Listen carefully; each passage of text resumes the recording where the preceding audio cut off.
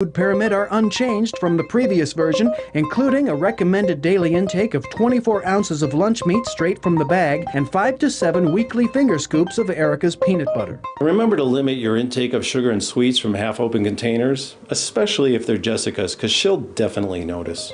For more on this story, check this week's Onion Review. This is the Onion News Network.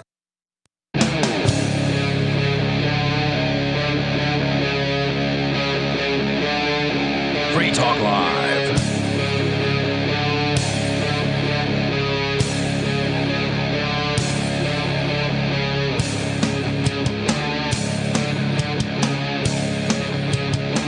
It is Free Talk Live. Welcome to this live Sunday edition of the program. We are back to doing live shows 7 nights a week, which is normally the way we do things around here. After 2 weeks, or nearly 2 weeks of broadcasting, there were a couple of intermission days where we took over again here at the Keene studio. But after 2 weeks being at Fork Fest, of course, Bonnie, you and I were not there. Welcome back to the show. Thank you. We weren't there because I'm on some insane bail conditions that have home confinement as their main condition. And even though I'm supposed to be free to leave the home confinement in order to go to work, they decided I couldn't go to this particular work, which would have been going to broadcast from Fork Fest. So Aria held down the fort, and of course Captain Kickass and others, Chris and a bunch of other folks, Matt and a bunch of our co-hosts were up there, and it sounded like they had a good time. We may end up seeing a couple of listeners. Kirby is in town. He was interviewed, I think it was on last night's show, toward the end of Fork Fest, and he's in town for the Social Sunday event here in Keene, but I asked him to swing back by because they dropped by the studio. Yep, we just met them. Yeah, a couple hours ago. And he's here with another friend of his, Lysander Knapp from the Indianapolis area. Both of them are actually still camped out, I guess, over at Rogers Campground, so they're heading back there tonight. And from what I understand, the fireworks at Rogers, which are normally on Saturday night, due to the rain, they were postponed until this evening. So those few people who decided to stay on for an extra day or two of Fork Fest are actually going to enjoy the much ballyhooed fireworks. They're very, very good. I think Vincent's there from Questioning Authority. His new show is Shire Free Media. He's now doing 3 shows a week on Monday, Wednesday, and Friday, although he didn't do a single one of them over the last week because you're just having too much fun at... He was preoccupied. Yeah, at Fork Fest. So I'm sure we'll hear a little bit more about Fork Fest, but what I really want to talk about tonight is who are the Moors? And if you've been out in the middle of a campground, you might not have heard the news. This was, I believe, yesterday morning, where 11 people were arrested, 11 men arrested in Massachusetts. And according to The Guardian, Massachusetts State Police said the 11 people arrested following an hours-long armed standoff that partially shut down Interstate 95 on Saturday claimed membership of the group called Rise of the Moors, which police said calls itself a militia and follows sovereign citizen ideology. Now, Bonnie, when you hear those terms, do you know anything about... First of all, have you ever heard of the Moors? No, but when I hear those terms, I think of J. Noon. When you hear the terms sovereign citizen, you mean? Yeah. Now, I don't know if J. Noon would apply those terms to himself. In fact, I don't know if the Moors would apply those terms to themselves. But that's sort of the government terminology that they like to throw around when it comes to people who believe in the idea of sovereignty. Oh, I thought that he did. J. Noon. Oh, no, I think he does. But the term sovereign citizen, is a contradiction in terms. Sovereign human. Something. Yeah, I think that's better. Because a citizen is someone who owes a duty of allegiance in return for an obligation of protection. Now, if you don't believe me, go ahead and look it up. And so you cannot be a sovereign, which is the king, right? So a sovereign is the whole idea behind, as I understand it, the United States, at least in concept, many, couple hundred years ago, was that everybody was supposed to be their own sovereign. Now, they got it wrong and they made themselves a new government, and then everything went, to crap since then. And now we have the world's largest hegemonic, dominant police force all around the planet, killing innocent people. Most people in jail. Yeah, tons of their own people in jail, and it's just an absolute nightmare. So it didn't really work out. But the idea was we were supposed to get away from the sovereign, the king of England, and have other people, have just normal people, be their own sovereign. You are the sovereign over your own life. You're the king over your own life. Now, look, if you want to hire somebody to tell you how to live, by all means, there's a ton of experts out there who would be happy to be your hired expert to tell you how to do things or how to live your life or whatever the issue is. You need to, make your marriage better, hire an expert. If you need to learn how to cook better in the kitchen, hire an expert. Whatever you need to do, there's people out there that will make you a better person. And if you can't find out your own morality, I'm sure there's plenty of like Christian or religious priests that would love to be hired to exactly. tell you. And that's fine. If somebody wants to hire another person, hire a purported expert or quote-unquote authority, then But don't socialize morality and make everybody have to believe the same thing. Or whatever it is that you're socializing, whether it's for socializing morality or socializing fire protection or whatever we're talking about. It's not okay to force your neighbors to do things against their will. So that's what a sovereign is. A sovereign's simply somebody who says, hey, I'll take care of me, and you can leave me alone. If I need help, I'll ask for it, and I'll give help if I'm asked for it in a lot of cases, right? Like, because a lot of people are charitable. They're happy to give to, like I give to the local homeless shelter, for instance, here in town. A lot of people are willing to help when it's voluntary, but when the quote-unquote help is handing over some indeterminate amount of money to a bunch of strangers calling themselves the government. Who promise to do it, to spend it in a just way, but you have no way of making them. No, you cannot, because if you try to opt out of paying, say, property taxes, well, then men with guns will come to your home and they will bust in your doors, just like they did here. Now, it wasn't over property taxes, it was over Bitcoin. But they will come into your home that you thought was yours. Abuse your dog. They might kill your dog. They will possibly, throw you in a jail cell, maybe kill you too. If you don't do what they say, you don't pay the amount that they want. So when I first came across the Moors, it was probably a decade ago. There's actually a video online. Now, this one was posted in 2018, but it's a repost. I have a video of a Moorish man in court. And this video is amazing. I do want to play this just to give you a taste of what these guys are like inside a courtroom. This was my only real experience or exposure to them, was to see, oh, wow, these guys know what they're talking about. These guys have, they've done like the research on the esoteric kind of court stuff. I don't know if you've ever gotten into any of that stuff, Bonnie. It's like it's one of those, it's one of those rabbit holes where you can just keep going deeper and deeper, and a lot of times when you go to court and you try this stuff out, it doesn't work. But it's still interesting to watch people stand up for their rights in a way that most people won't even dare try. But let me get back to the story here about the Moors are now in the news, and they're in the news big time. Before, they were like, an unknown sideshow. No one had ever heard of them before. Now, with what happened in Massachusetts on Saturday morning, 11 of these guys were arrested.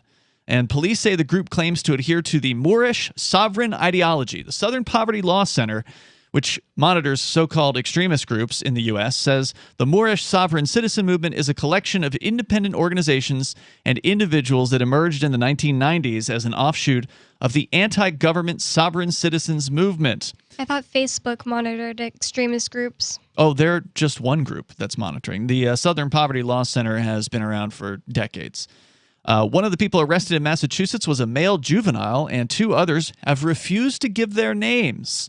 Those arrested were charged with offenses including unlawful possession of a firearm and ammunition and the use of body armor in the commission of a crime. Now, let's be clear.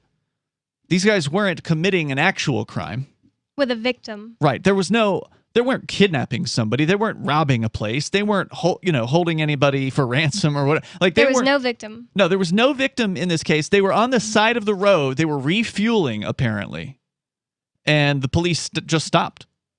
So they weren't even like speeding. There was no reason whatsoever for the police to get involved here besides the fact that the police say they own the roads. And their entire actual job is to bother people and try to see if they're doing anything they can get money out of them for. Oh, yeah. And in this case, they're going to likely get more than money, although these guys are going to definitely put up a fight, at least in the court sense. They didn't put up a fight physically, even though they were locked and loaded. 3 AR-15 rifles, 2 pistols, A bolt-action rifle, a shotgun, and a short-barrel rifle were included in what the police stole from these men on the side of the road. And I find myself wondering, were they on their way up to New Hampshire to go to gun church? Where was their destination? It's interesting. So 2 of them aren't giving their names. We'll tell you more about the Moors on the way. If you want to comment on this, 603-283-6160 is our number. It's Free Talk Live. Brute force, intransigent defiance, adamantine will. These are the hallmarks of the AI tank. These gigantic machines have the firepower of an army, but they also have their own sense of honor and duty. When the world breakers arrive, battle will be joined, planets will shake, and war and peace will never be the same again. World Breakers. Stories from David Weber, Larry Correia, and more. Available August 3rd from BaneBooks.com. Are you tired of governments murdering people around the world? Stop using their money. There is an alternative. Bitcoin is a stateless, free market, non-political currency. Bitcoin cannot be inflated or controlled by any government. By using their money, you are helping the state. Stop doing it. You have an incredible alternative available now. Learn it, use it, spread it. Get started with Bitcoin at Bitcoin.com. That's Bitcoin.com. Do you feel like your nation, state, or community no longer holds your values? Have you dreamt of a place where people agree that liberty is important and are free to pursue their projects so long as they respect the property of others? There are many people just like you that are discovering freeprivatecities.com. Their social media links are at the upper right of the page at freeprivatecities.com. All skill levels will be needed when the first of the Free Private Cities opens. It's sooner than you think. Stop arguing and build. freeprivatecities.com. There are lots of ways to listen to Free Talk Live. Our podcast has been around since podcasts began, and now the FTL feed is loaded with content besides our full show archives. Did you know that we make it easy for you to customize your podcast subscriptions? We have different feeds, one that includes only our full shows, one with just the Daily Digest, and our main feed that includes everything. You decide what you listen to. It's quick and easy to customize your feeds at feeds.freetalklive.com. That's feeds.freetalklive.com. The Free State Project has reached its goal of 20,000 liberty lovers who've pledged to move to New Hampshire and get active to achieve liberty in our lifetime. Perhaps you're trying to figure out what part of New Hampshire should be your destination. If so, consider Keene. You'll find more than 150 reasons to move to Keene at move.freekeene.com. Keene is famous for its historic, publicity-generating activism, as well as being the liberty media capital of the world. It's home to freekeene.com, New Hampshire's destination for liberty activism, news, and opinion. For years, we've been compiling over 150 reasons to move to Keene at move.freekeene.com, where you'll learn about some of what's happening here and what makes Keene a great place to live. If you love liberty, you'll probably enjoy anywhere you end up in the Shire. But do your due diligence first. Please visit move.freekeene.com for the full list of over 150 reasons to move to Keene. That's move.freekeene.com. What if you want to hear the latest episode of Free Talk Live, but all you have is your phone, you forgot to download our archive, and you have no data connection? You can call our Listen line at 641-793-0191. That's a long-distance number, so you may incur charges. If not, listen as long as you want. 641-793-0191. The Free Talk Live Listen line, 641-793-0191. Looking for a great real estate investment? Consider New Hampshire, which is ground zero for the Liberty Movement. Your first call should be to Mark Worden from Porcupine Real Estate. He's more than just a real estate agent. He's your New Hampshire concierge. Where are the best places to live? Do you want farm, city, the burbs, or forest? Do you want a duplex or multifamily building so that renters pay your mortgage? There are homes in all price ranges in New Hampshire, and Mark can help with financing too. Invest in liberty and property. Mark Worden can help. PorcupineRealEstate.com. Don't miss a moment of Free Talk Live. Get our archives daily via our podcast at feeds.freetalklive.com.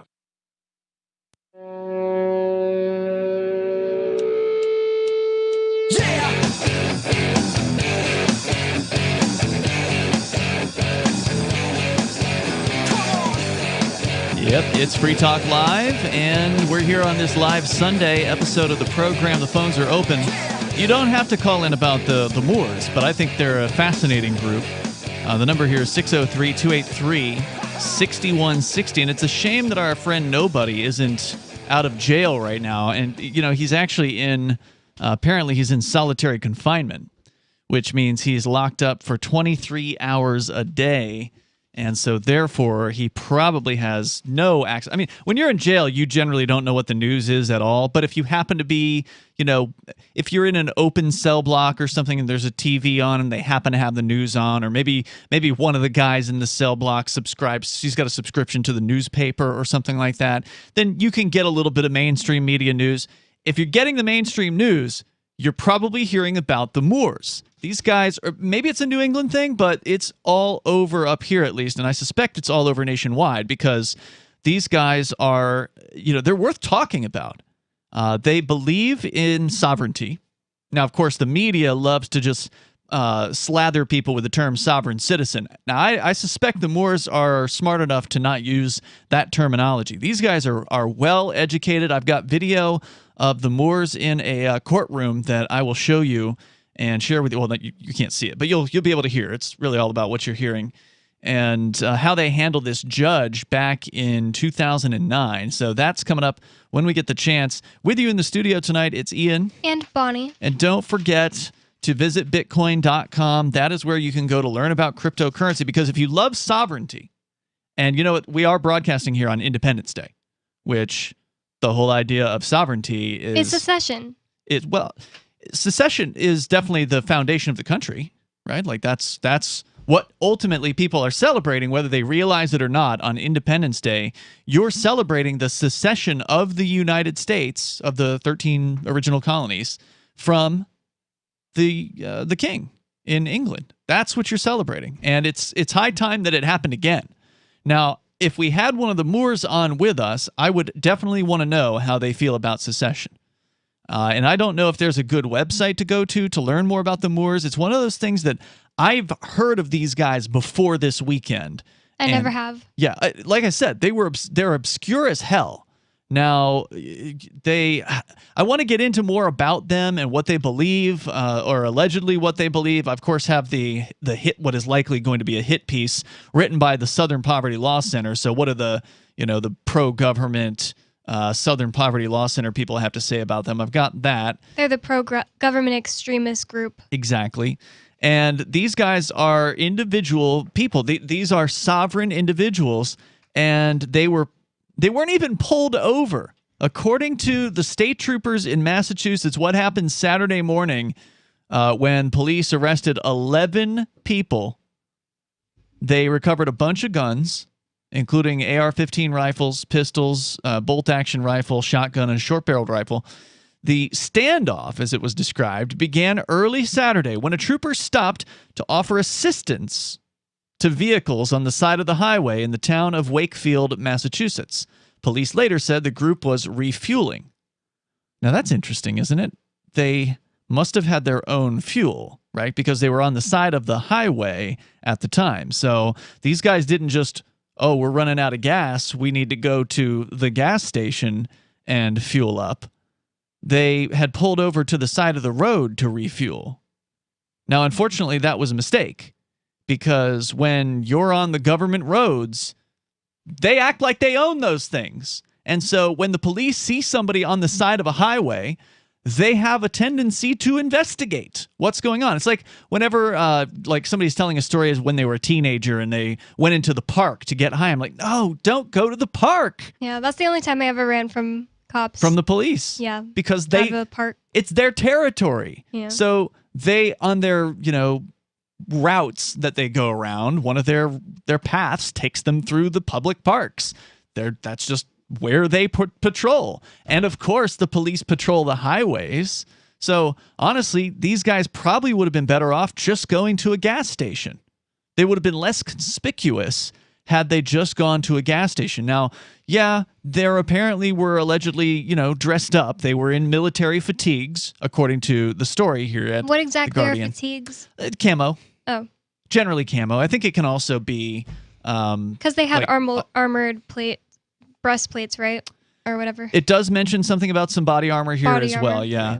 And in fact, that was one of the charges that they received. Why is that illegal? You're not allowed to protect yourself from us. Well, it's Massachusetts, so it's illegal to have a gun. It's illegal to have ammunition. It's illegal to have body armor, period, generally, I think, in Massachusetts. It doesn't even... It just doesn't even make any sense. Like, there's at least the stupid argument, you can't have a gun because you could hurt other people, you could be a mass shooter, but you can't hurt anybody else with body armor.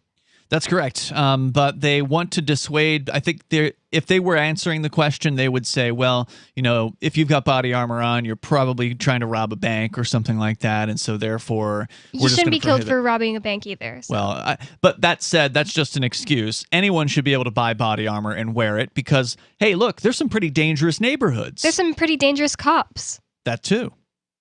So the standoff, again, began Saturday morning. The troopers stopped to offer assistance. Well, look, officer, we don't need your assistance. However, the trooper then called for backup, and most of the group left the side of the road and went into the nearby woods until they later surrendered to a police tactical team just after 10 a.m. The standoff closed I-95 during the busy holiday weekend, and some residents were told to shelter in place. The group told police they were traveling from Rhode Island to Maine for training. So I guess they weren't going to gun church. None of the men, by the way, for listeners that don't know, gun church is a regular occasion here in New Hampshire where freedom-loving people come together and they shoot guns in the woods, basically. There's a little more to it than that, but that's basically it. None of the men who were dressed in military fatigues and body armor had a license to carry firearms in Massachusetts.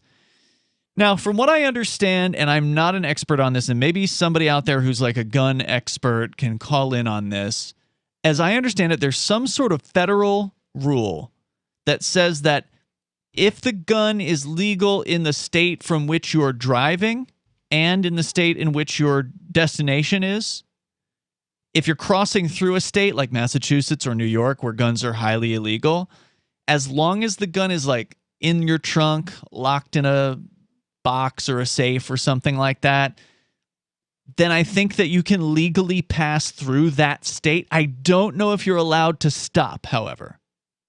So if you're going to be going through those states, you're probably better off making sure that you're fueling up before you get to their border and fueling up after you've gotten through their border. Now, that can get difficult in a place like New England where you're literally going from a gun prohibition zone in New York, which isn't New England, and then Connecticut, and then Massachusetts.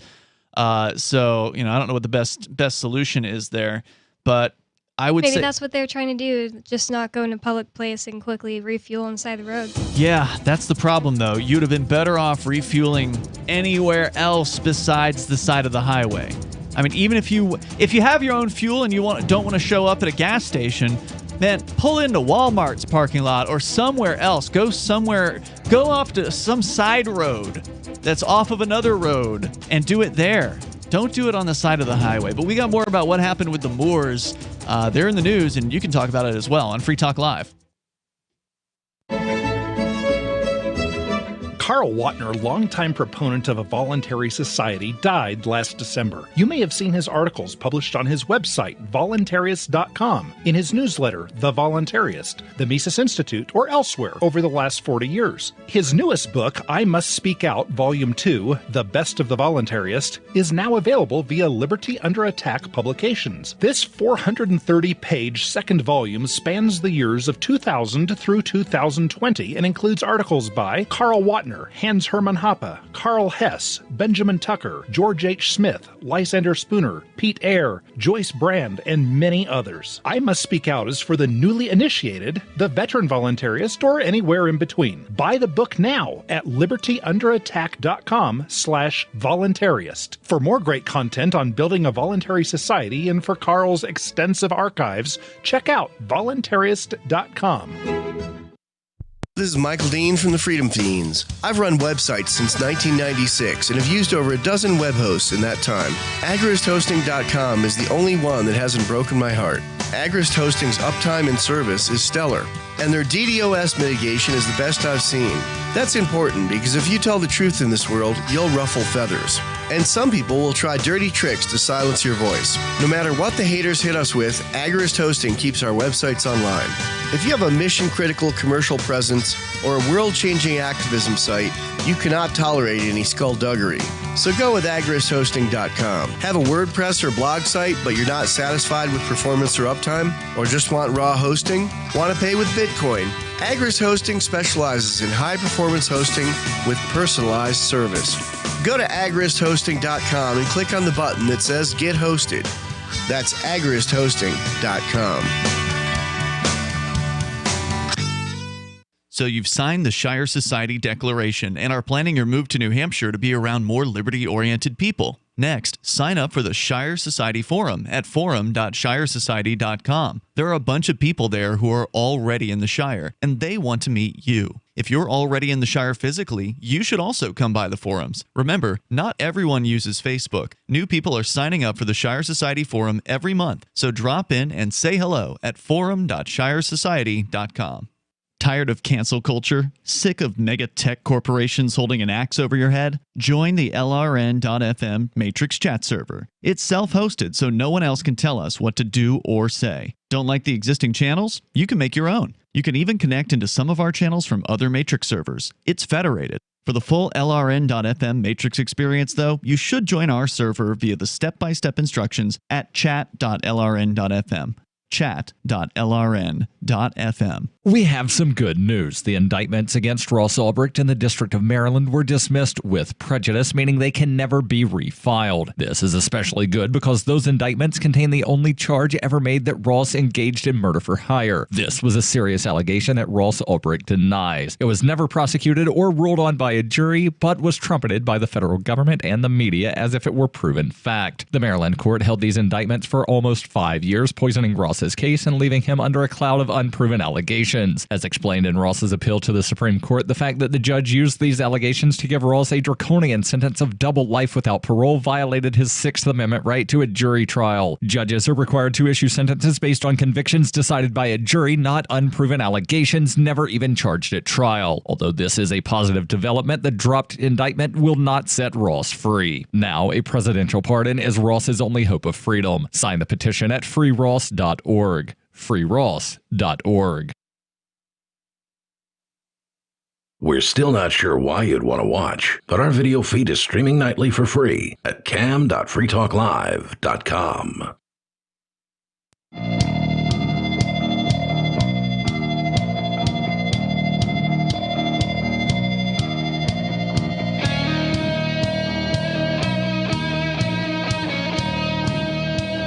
This is Free Talk Live. If you want to join the show, you can. The number is 603-283-6160. That's 603-283-6160. In the studio with you tonight, it's Ian. And Bonnie. Now, of course, you can bring up anything that you want, as is the norm here on Free Talk Live. However, we're talking about a very interesting group called the Moors. Now, longtime listeners of the show may recall there might have been one other show where these guys got some discussion, and it was when I found one of their videos, or a video of one of them, in a court. And I'm not sure where this court is, but it's definitely a court. And I want to play this video when we get a chance. It's 11 minutes long. I don't know if we'll get through the whole thing because there's a lot of other things to talk about with these guys. Why are we talking about them right now? Well, they are in the news big time. As 11 alleged Moors have been arrested in Massachusetts, not for any kind of crime, not for a crime with a real victim. Not for any good reason at all. Right. It's because Massachusetts is a hellhole, and you are not allowed by their government laws, their statutes, to have possession of a gun, unless you're a cop. You know, if you're a cop, you can have a gun. If you're a retired cop, you can have a gun. Only if you're a cop can you have a gun, and no regular people can have body armor, or it's illegal. Correct. Now, and they've actually charged some of the Moors apparently with the use of body armor in commission of a crime. Now, if you just hear that, you think, oh my God, these people, what are they doing? What have they done?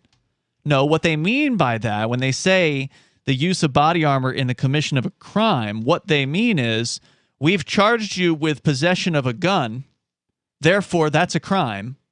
Therefore, you're not allowed to have body armor either. So that's why they're charging them. There was no actual crime with the victim. It was the quote-unquote crimes of having body armor. Or sorry, having a gun. And then on top of that, they just threw, oh, and you had body armor. Right. And so because it's in the commission of another crime, that makes it worse. So probably would be illegal to just be in possession of body armor if you're like walking down the street. I'm just guessing because it's Massachusetts. If you're walking down the street with body armor, there's probably a charge for that. And then if you're in the commission of a crime, that's probably a worse charge. So it probably goes from like misdemeanor to felony or something like that.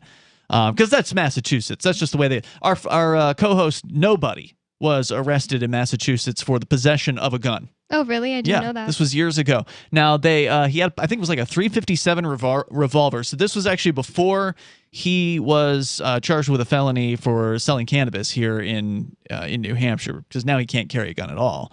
But back then, he was legally allowed to carry a gun, at least in the places where carrying a gun is legal, like New Hampshire.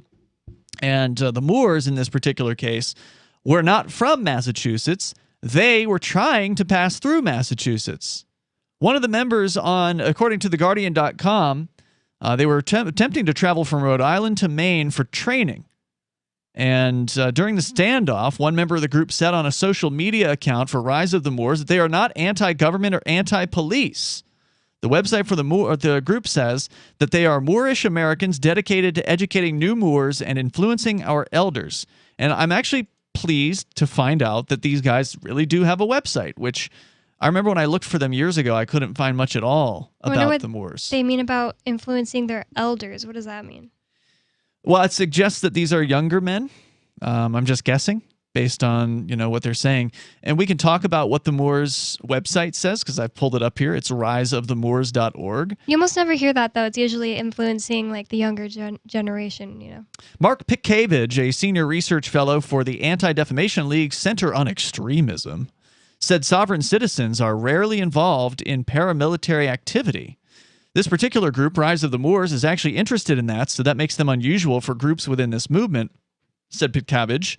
Some pioneers of the sovereign citizen movement in the 1970s were white supremacists.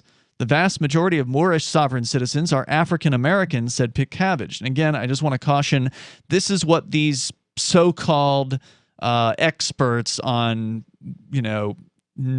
whatever you call them, I guess radical groups or extremism, they love using the term sovereign citizens. I bet you the word doesn't even appear anywhere on the Moorish site here. It shouldn't even be interesting to the government at all that any group of people, radical or sovereign or not, is interested in paramilitary activity, because militias are legal. It's legal to have a militia. Well, I don't know if that's true, actually. There are some states in which it is not legal to have a militia, and I believe New Hampshire is one of those states.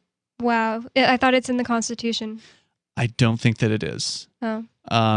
Now, that's not to say that you can't have okay, what's the thing? Is it the Declaration of Independence that nobody's always quoting when he says that it's the right to bring up arms against the government, or the duty? I'm not sure. If nobody were here, I bet he could answer that question, because he's got some of that stuff memorized, and I don't know. Or just you can just tell how little I care about the Constitution or the Bill of Rights or anything. It's not that I don't care at all, but well, I mean, there were some good ideas in there, but it obviously hasn't worked to do much of anything as far as keeping the government in check. So I just don't want to be a part of that country they created, or any country. Yeah, I like the idea of sovereignty, and I just did a search here on the Rise of the Moors website, because like I said, I've been speculating. I just found this website in the last break, so I haven't had a chance to look through it in any meaningful sense. But just because they're being tarred and feathered with this term sovereign citizen in the news media already. And right here on their frequently asked questions, here we go. Are Moors sovereign citizens? And here's what they have to say. Moors are not sovereign citizens, and they put that in quotes, as sovereignty does not stand alone. Sovereignty and nationality can be considered synonymous. Now, that one I've never heard before. The record shows that the Moors are the organic and original sovereigns of this land, America. When we declare our nationality as Moorish Americans, we are taking back the position as the aboriginal people of the land, to which the sovereign power is vested in. As an example, the Chinese people are the sovereigns of China, the Irish people are the sovereigns of Ireland, the Brazilians are the sovereigns of Brazil, etc. A Frenchman does not have sovereign power over China. A Brazilian does not have sovereign power over Libya. An Egyptian does not have sovereign power over Angola, etc. A sovereign... So are most Moors Native American? Well, that's what they are claiming in this particular statement. A sovereign is defined as, quote, a person, body, or state in which independent and supreme authority is vested, a chief ruler with supreme power, a king, or other ruler with limited power, unquote. Evidence of Moors having sovereignty or supreme power over the Americas can be found in George Washington's letter to the Sultan of Morocco, Muhammad ibn Abdullah, December 1st, 1789, where George Washington states the following, quote, the encouragement which your majesty has been pleased generously to give our commerce with your dominions is punctuality, or the punctuality with which you have caused the treaty with us to be observed, and the just and generous measures taken in the case of Captain Proctor make a deep impression on the United States and confirm their respect for and attachment to your imperial majesty, unquote. Dominion is defined as ownership, the right to property or perfect or complete property or ownership, sovereignty or lordship, as the dominion of the seas. In the civil law, with reference to the title to property which is transferred by a sale of it, dominion is said to be either proximate or remote, the former being the kind of title vesting in the purchaser when he's acquired both the ownership and the possession of the article, the latter describing the nature of his title when he has legitimately acquired the ownership of the property but there has been no delivery. Have I lost you yet? Yes. Okay. What part? The whole thing? I'm confused. George Washington wrote that to somebody in Morocco, so that's why they're trying to claim that they're native to America? I'm not really sure what the point of that quote was, so I'm a little lost on that one here. Because I was confused since this whole conversation started. I wondered why they chose the term Moors, because I've heard that Moors were people from Northern Africa. I don't know what the history of the term is. Maybe that's addressed here as well. There's a little bit more here on their opinion about sovereign citizens, but the short answer is no. They do not call themselves sovereign citizens. They do seem to call themselves sovereigns, and that's because you cannot be both a sovereign and a citizen at the same time. And like I said, I thought the Moors were aware of that, and it sounds like they are. There's more coming up here. You can join us, 603-283-6160. On March 16th this year, government task forces violently raided the New Hampshire Bitcoin Embassy, the Mighty Moose Mart, the homes of Aria DiMezzo, Andy and Renee Spinella, Colleen Fordham, a grandmother, and perhaps most relevant, the studios of Free Talk Live. The Crypto Six were arrested. 4 were released on bail conditions, but Ian Freeman was held hostage for 69 days. Rich Paul, also known as Nobody, remains captive. We've consulted attorneys who say no crime even appears to have been committed. But that didn't stop the Joint Thug Task Force from ripping out wires from our broadcast stacks, taking Free Talk Live off the air, resulting in a violation of our and your First Amendment rights. You can visit thecrypto6.com to help, but as importantly, contact other media and tell them about this outrage. This case is likely to set precedent for cryptocurrency use well into your future. Help our fight for liberty and financial freedom at thecrypto6.com.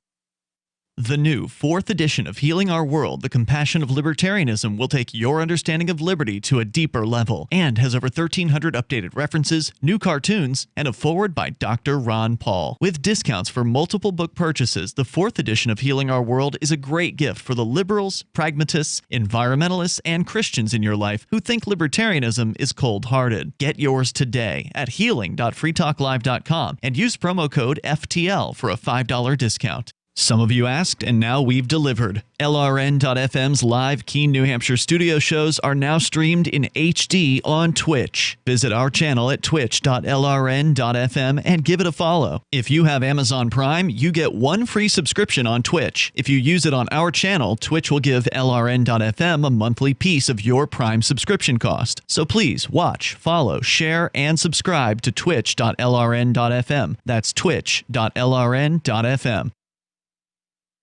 Uncovering the secrets and exposing the lies. That's what the readers of freedomsphoenix.com get every day.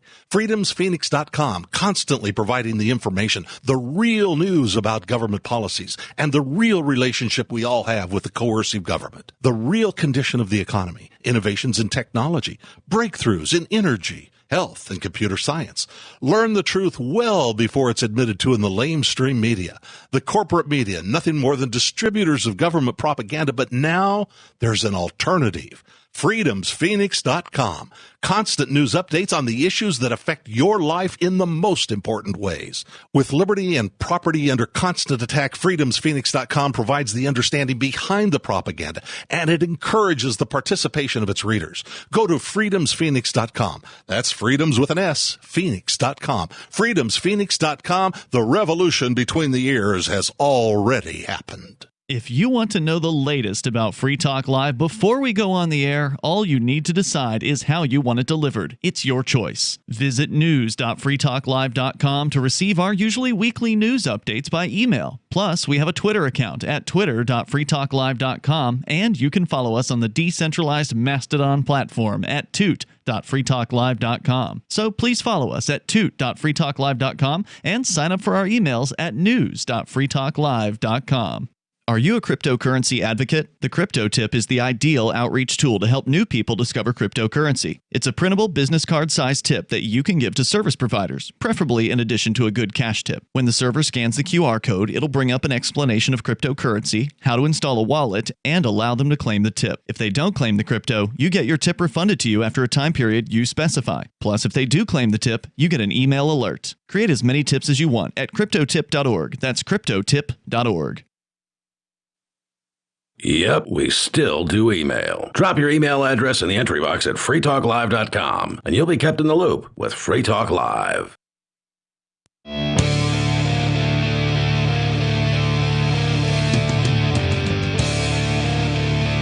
It's Free Talk Live. We're here on the live Sunday episode of the program. We're getting into the deep end of the pool here with the Moors. It's an interesting group. It's very kind of, obscure, and it can get a little confusing. Already we've been a little bit lost reading part of their frequently asked questions on their website, riseofthemoors.org. Now, I knew about these guys a decade ago, and I came across a video because I've always been interested in the sort of the sovereign movement, the people who, now the news loves to use the term sovereign citizen, but as I guessed correctly, the Moors do not use the term sovereign citizen. If you even take the time to look up both words, you'll understand. It's an oxymoron. Right. You can't be both a sovereign, the king, and a citizen, which is a person who owes a duty of allegiance in return for an obligation of protection.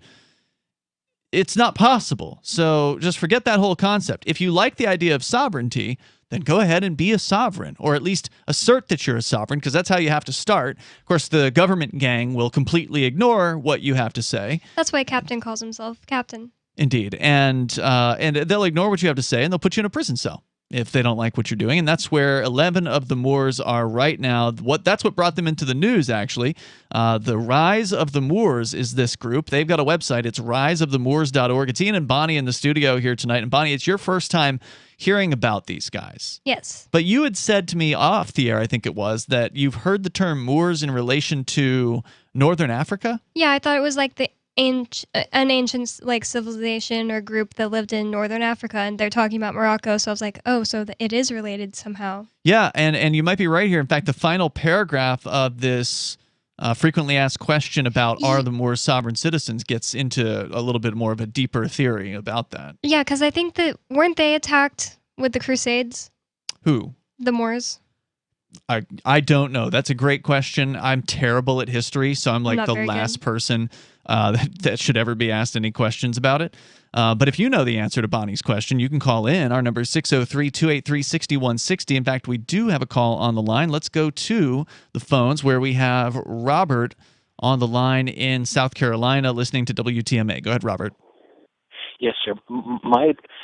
I studied law in Dresden, Germany, under Professor Dr. Knut Amlung. He was our professor for Strafrecht, which means criminal law. And his advice would have been for the people who are having this problem to hire the most brilliant minds you can find. And in Germany, that would mean professors.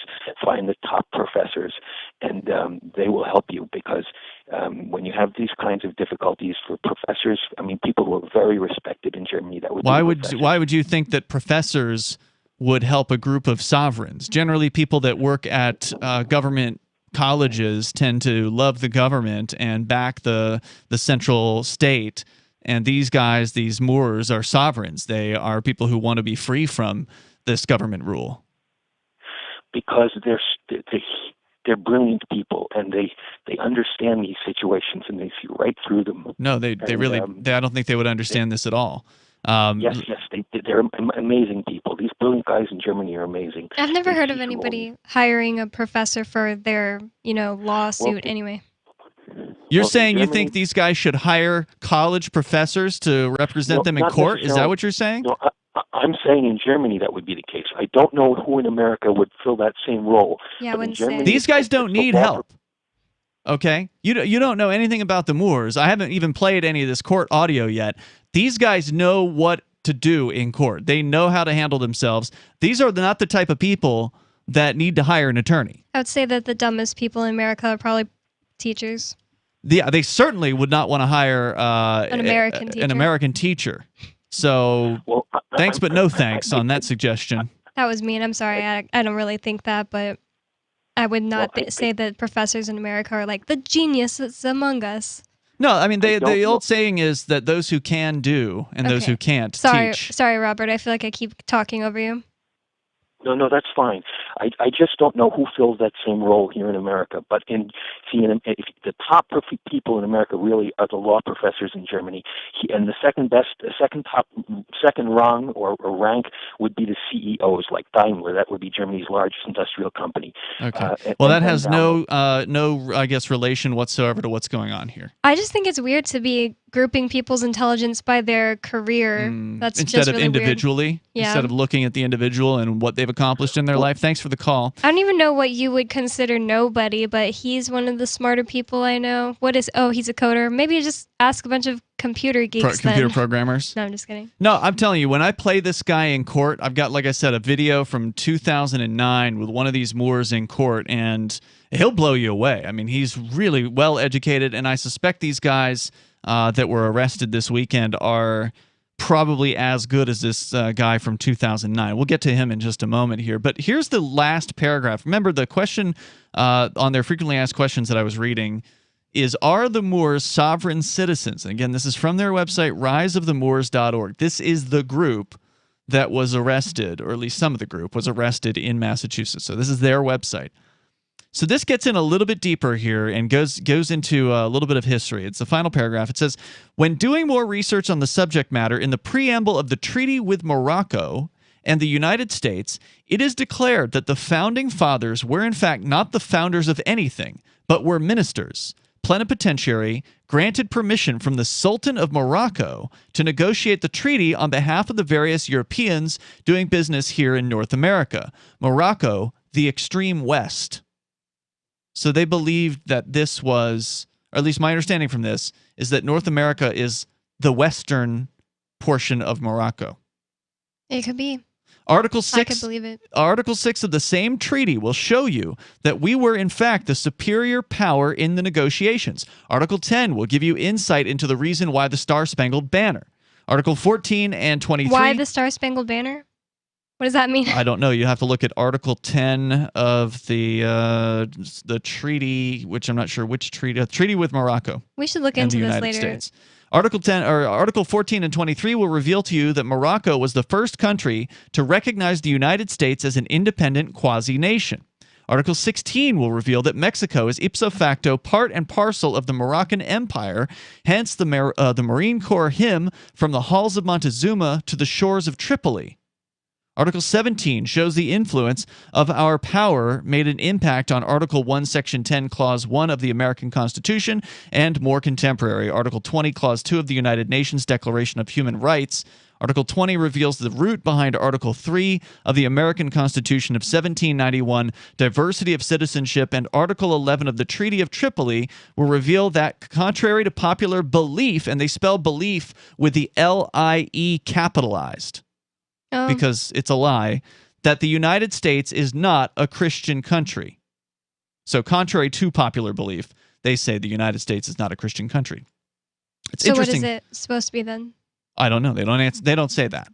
But I bet you could ask them, and if we if I had the chance, I'd love to get one of them on the show to talk about their beliefs. Now, I believe, just glancing through here, that some of these guys, if not all of them, may be Muslims, but we'll get into it deeper here as we get the chance. And we're going to get the other side of this too, because I do have the hit piece from the Southern Poverty Law Center as well. So we've got both what the Moors themselves say, and then what the quote-unquote extremist experts say about the Moors. Plus, we've actually got video from one of the Moors in court, but a little bit more about what happened over the weekend in Massachusetts, where 11 people were arrested by police, by Massachusetts state troopers on the side of the highway, charged with basically having guns and body armor.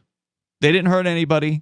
They didn't hold up a gas station. They didn't kidnap somebody. They were just driving from Rhode Island, where they apparently have a home that's actually addressed on their website. The front page, is it the front page here? No, I think you have to click on Exodus, and then you learn that they have taken what they call adverse possession of an abandoned home. Now, adverse possession is a legal term, as I understand it, and these guys, they know their stuff when it comes to the courtroom. They know the legal land. They know the obscure, esoteric court stuff. And so they've taken an abandoned home, and they're inviting people to come there. They're inviting... In Maine? No, in Rhode Island. In Rhode Island. Now, what's in Maine? I don't know. They said they were going there for training. So maybe there are some other Moors up in Maine. It's an interesting question. But according to The Guardian, they talked to the so-called experts. Police said the adults arrested Saturday were from Rhode Island, New York, and Michigan, and will be held at the Billerica House of Correction on a $100,000 cash bail. They are due in court later this week. Why does it need to be that high? Well, because they're people with guns in Massachusetts, and Massachusetts wants to teach people a lesson. Can't they just take away their guns? Oh, they're going to do that. In fact, that's what they did with Nobody. I don't want them to take away their guns. I'm just saying. With our co-host Nobody, when he got arrested, they stole his gun from him. He took a guilty plea on a lowered charge and basically gave up his gun. They just wanted to get his gun, and they took it. And I'm sure some Massachusetts cop took it home. There's more on the way here. 603-283-6160. You can join us on the radio. It's Free Talk Live. When Monster Hunter International discovers one of Isaac Newton's wardstones being auctioned off, they decide to steal it and use it to destroy the Chaos God once and for all. But a mysterious thief upends their plan, and it soon becomes a race against time as something much older and infinitely more evil awakens in the jungles of South America. Monster Hunter Bloodlines by New York Times bestselling author Larry Correia and Baen Books. Visit monsterhunternation.com for more. Are you tired of governments murdering people around the world? Stop using their money. There is an alternative. Bitcoin is a stateless, free market, non-political currency. Bitcoin cannot be inflated or controlled by any government. By using their money, you are helping the state. Stop doing it. You have an incredible alternative available now. Learn it, use it, spread it. Get started with Bitcoin at bitcoin.com. That's bitcoin.com. Breaking weather news. Belize is sunny and around 82 degrees every day this week. What's the forecast for your life? If current politics and economic prospects are cramping your freedom, escape to the tropics. ECI Development has affordable second homes for you to own or rent in Belize and other tropical countries. Places with stable governments and growing economies.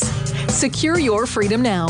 To find out more, send an email to ftl@ecidevelopment.com. The LRN.FM social media channels have been revamped. We've eliminated Facebook and focused on other platforms like Twitter and Mastodon, the decentralized alternative to Twitter. On our accounts, you'll find posts from multiple LRN.FM show hosts together in one place. Follow us on Twitter at twitter.lrn.fm, or better yet, move to the decentralized Mastodon social media platform at toot.lrn.fm, toot.lrn.fm. I think you'll like it. You're listening to the live edition of Free Talk Live. Hour number 2 is next after the news here on the Liberty Radio Network at LRN.FM. Taking aim at Florida. I'm Joe Chiro, Fox News. The tropical storm watch along the west coast of Florida has been extended northward to include Tampa Bay ahead of Tropical Storm Elsa. The storm's currently brushing the west coast of Cuba, where 180,000 people have been evacuated. In Florida, 15 counties are under states of emergency while officials tell people to make preparations. Seminole County Emergency Manager Alan Harris says it's something people should already be doing. This is an opportunity for us to prepare for hurricane season in general. So even if the storm doesn't become a hurricane and doesn't hit the state, it's a reminder that we need to get those disaster kits ready. The storm's effects could be felt in Florida by tomorrow. In Surfside, Florida, demolition crews are working to take down the remainder of the collapsed condo building. Not only is the structure fragile, shifting, and a threat to workers down below, there's also concern about Tropical Storm Elsa's winds being the final push. The concern in Surfside is that winds could be perhaps too strong for what's left not to fall down out of control. Today is day 10 since the building plummeted into a pile. 2 more bodies were recovered Saturday, bringing the total now to 24 dead, 121 still missing. Fox's Phil Keating. The Vatican says Pope Francis has successfully undergone intestinal surgery at a Rome hospital, and he's doing well. The Pope had been diagnosed with symptomatic diverticular stenosis of the colon, which is a narrowing in the large intestine. The Pope began his day normally. The 84-year-old leader of the Catholic Church attended the traditional Sunday Mass in St. Peter's Square before the procedure started. During the Mass, he said he would go to Slovakia and Hungary in September and asked attendees to pray for him. The Pope appeared strong and in good spirits. Fox's Trey Yingst reporting. America is listening to Fox News.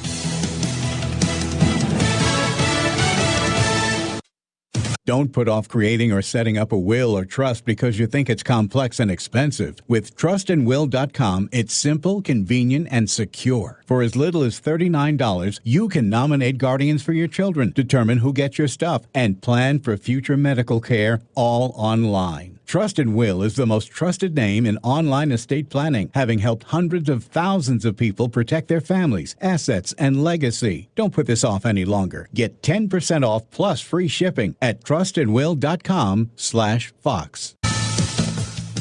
2 inmates have escaped a federal prison in Texas. Officials say the 57 and 27-year-old men were discovered missing early this morning from the Federal Correctional Institution in Three Rivers, Texas.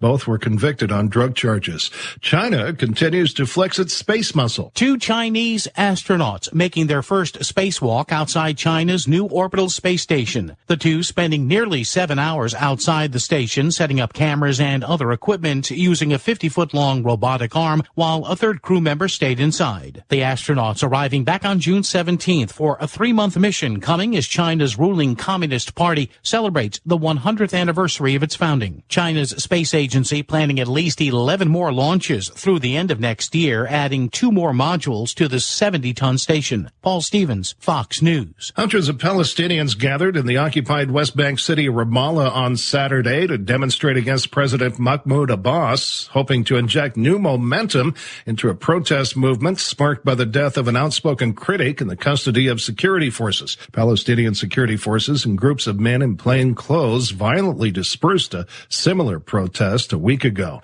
The Macy's Fireworks Show is back in New York City for its 45th year. 50 pyrotechnic operators have been working for 12 days straight to put on this show that we will see tonight, and it will be 65,000.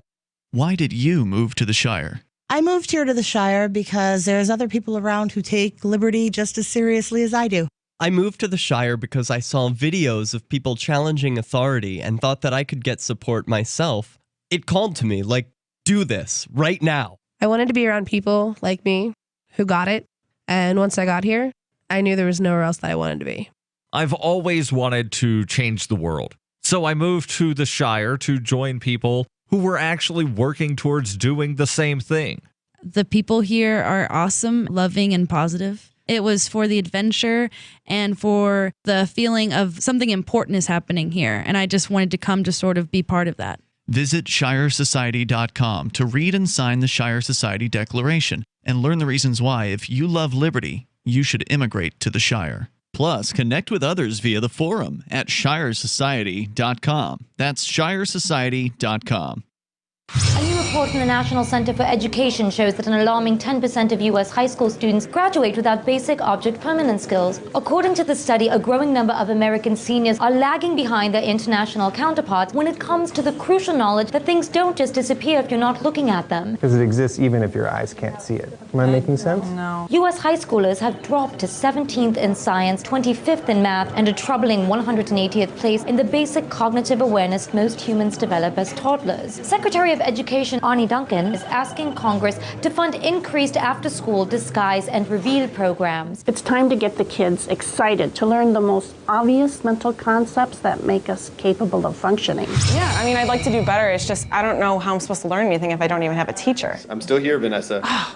Some educators worry that too much focus placed on object permanence might take away from other important skills, such as not touching hot things that could burn you.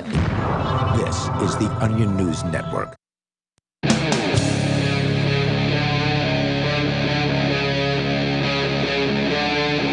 Free Talk Live. It is Free Talk Live, and we're kicking off the second hour here of the live Sunday edition. Joining you tonight, it's Ian. And Bonnie. And, of course, you can join us online anytime over at freetalklive.com. Head over there, and there are a bunch of features. You can download archives of the show if you missed some of the episodes from ForkFest. They're all there. Whenever you want to go grab them up, over at freetalklive.com. And we are talking about the Moors. Who are they?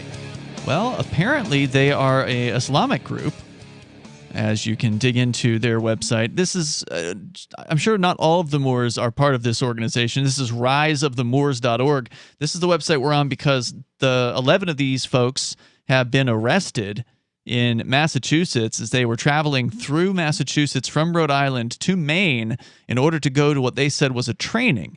Unfortunately, they made the mistake of stopping on the highway in Massachusetts to refuel, and that's when the Massachusetts State Trooper pulled over in order to offer them assistance, and then he assisted them into handcuffs with the assistance of a SWAT team after the Moors allegedly ran into the woods, hid in the woods for a while. The news media is calling this a standoff. The news media is claiming that these are quote-unquote sovereign citizens. Apparently, they didn't bother to even look on the Moors website to find out whether they were sovereign citizens or not, because they just love to slather people with that terminology. It's so confusing, and it's so untrue. And even the Moors website has a frequently asked question. Why is it untrue and confusing? Because sovereigns cannot be citizens.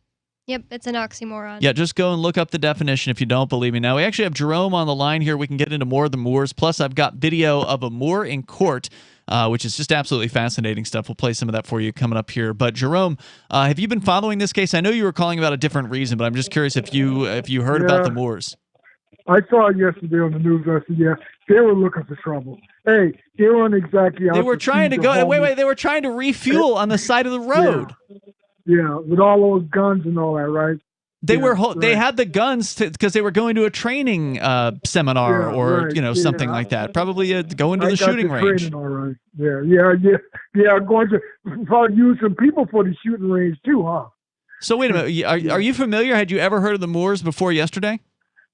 No, never heard of them. But they're talking about the rise of these right-wing groups in America. So I don't know. I don't know if the Moors would describe themselves as right-wing. I'm not sure about that.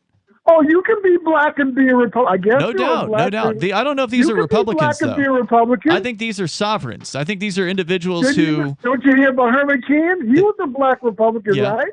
They believe in sovereignty. Oh, yeah, sovereignty. Yeah, right. Yeah, well, do you know what that is? Can you define sovereignty?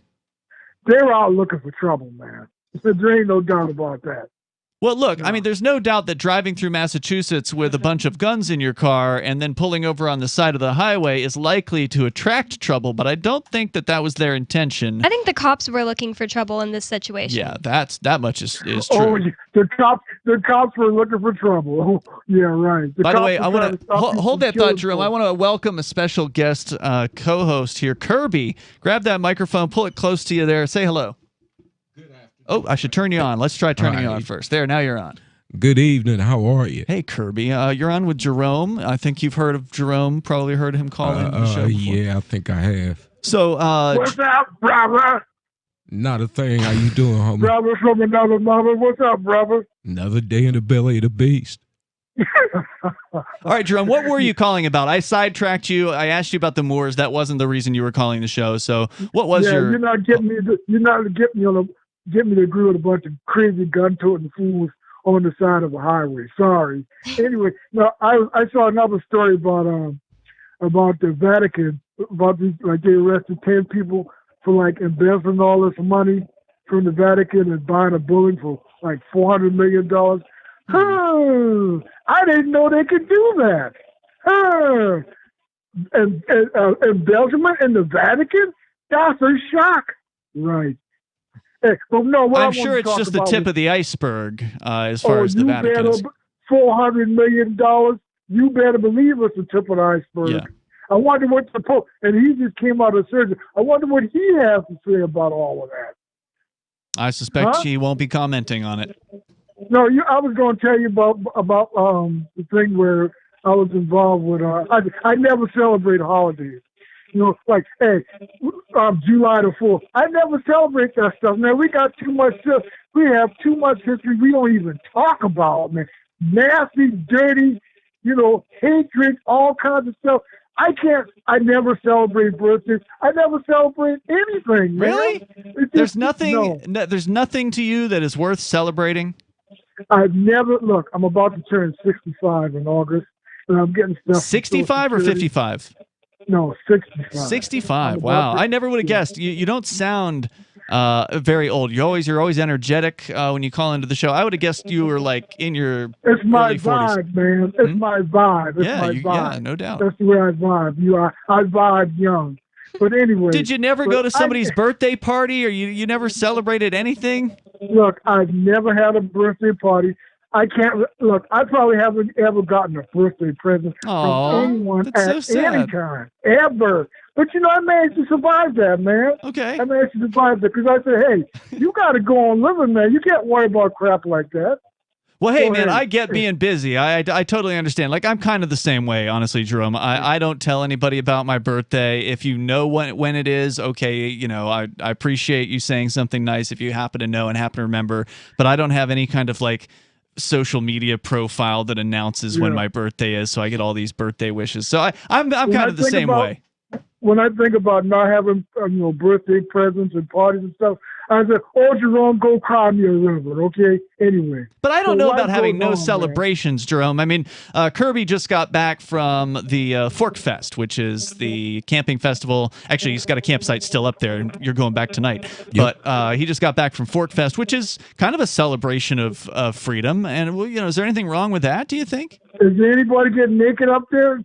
Maybe. I mean, I don't know. I heard there was a naked guy running around this year. I don't know if there were any. Sorry, wrong gender. Sorry. There have been topless ladies at the Porcupine Freedom Festival. I know now that. Now you're talking. All right. Now you're talking. Well, that's something worth celebrating, right, Jerome?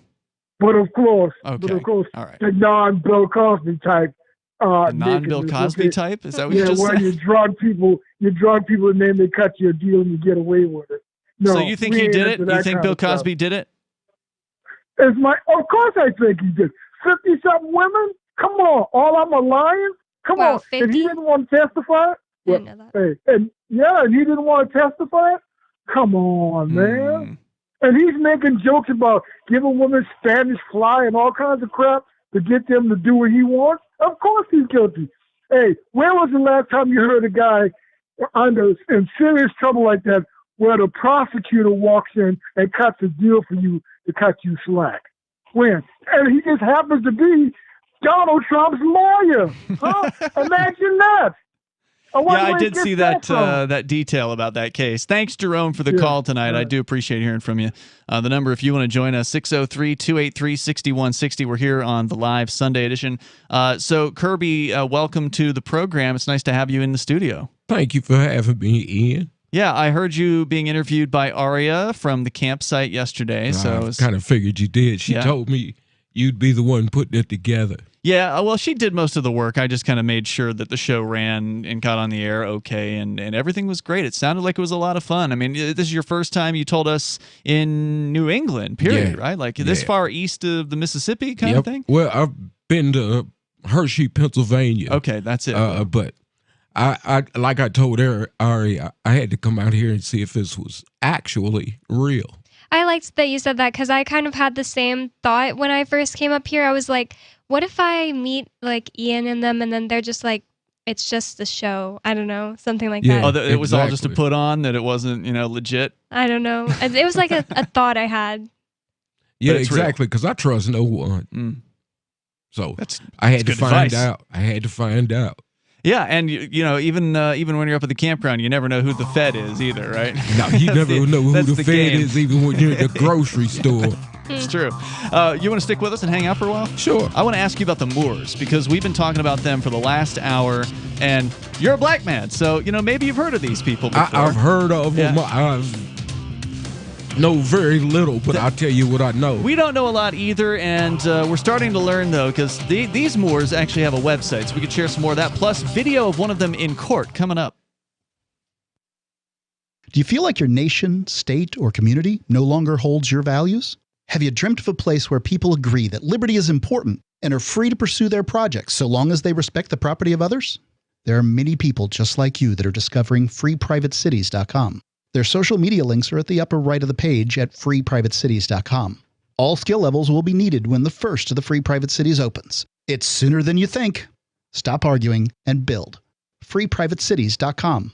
There are lots of ways to listen to Free Talk Live. Our podcast has been around since podcasts began, and now the FTL feed is loaded with content besides our full show archives. Did you know that we make it easy for you to customize your podcast subscriptions? We have different feeds, one that includes only our full shows, one with just the Daily Digest, and our main feed that includes everything. You decide what you listen to. It's quick and easy to customize your feeds at feeds.freetalklive.com. That's feeds.freetalklive.com. After a devastating war, the alien visitors were driven back, and their willing human collaborators were left behind to face the music. When Emma Jean Anderson's ex-lover springs her from prison, Nathan Foster and his 14-year-old nephew Ben are tasked with bringing the pair to justice. An easy enough job until they discover something is inside Emma Jean, and the fate of the planet hangs in the balance. The Family Business by Mike Coopery from BaneBooks.com. Are you tired of governments around the world killing innocent people? Stop using their money. There is an alternative. Bitcoin is a stateless, free market, non-political currency. Bitcoin is money that cannot be inflated or controlled by any state. By continuing to use their money, you're perpetuating the killing. Stop doing it. You have an incredible alternative available to you now. Learn it, use it, spread it. Get started with Bitcoin at bitcoin.com. It's bitcoin.com. So the protection of life, liberty, and property is what the Free State Project is all about. But it's an effort to move 20,000 people who understand. It's about demonstrating to the entire country that, yeah, we can have a free market, a truly free market. Making it just a freer, great place to live. It's the world's largest voluntarist libertarian community, and it's only getting bigger. That's amazing, to be able to move to a place where other people passionately believe in being free and independent. What the Free State Project is managing to do, though, is to put their money where their mouth is. It's physically getting up across the country and saying, let's go someplace and let's demonstrate the power of these ideas. There's a lot of kind of philosophy that surrounds liberty. There's a lot of thinking about it and talking about it. But here in New Hampshire, people are doing it. 101 Reasons Liberty Lives in New Hampshire, a documentary by Free State Project Early Movers. Watch it free at 101reasonsfilm.com. 101reasonsfilm.com. What if you want to hear the latest episode of Free Talk Live, but all you have is your phone, you forgot to download our archive, and you have no data connection? You can call our Listen line at 641-793-0191. That's a long-distance number, so you may incur charges. If not, listen as long as you want. 641-793-0191. The Free Talk Live Listen line, 641-793-0191.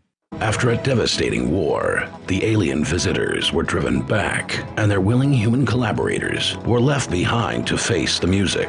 When Emma Jean Anderson's ex-lover brings her from prison, Nathan Foster and his 14-year-old nephew Ben are tasked with bringing the pair to justice. An easy enough job until they discover something is inside Emma Jean, and the fate of the planet hangs in the balance. The Family Business by Mike Coopery from BaneBooks.com. Got Telegram? You can follow our channel there and discuss show prep with other listeners at telegram.freetalklive.com.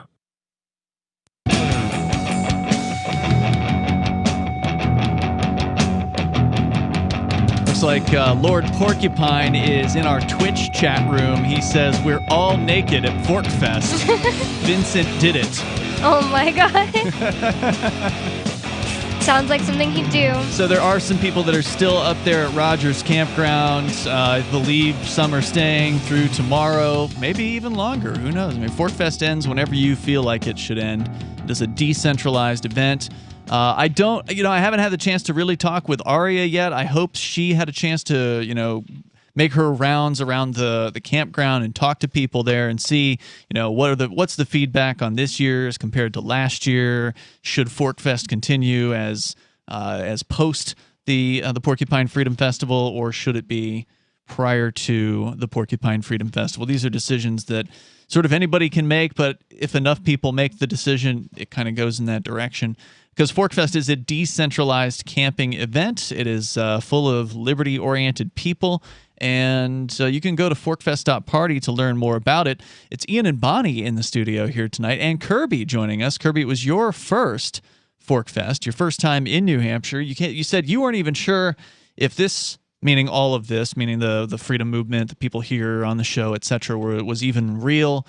But now that you're sitting in the studio, I imagine you think it's real at this point, right? Yeah, it's the real McCoy. I'm going to tell you, I was welcomed and greeted by you guys with such warmth and openness. It's almost cult-like. Don't take that in the wrong way. Yeah. But, I feel completely at home. There's no charismatic leader. Like, there's not one person. No, and that's just it. You're all charismatic leaders. Well, some people are less charismatic than others. But yeah, the idea is to have individuals, and each person leads their own life. Yeah, I love it, and I've had a blast since I've been here.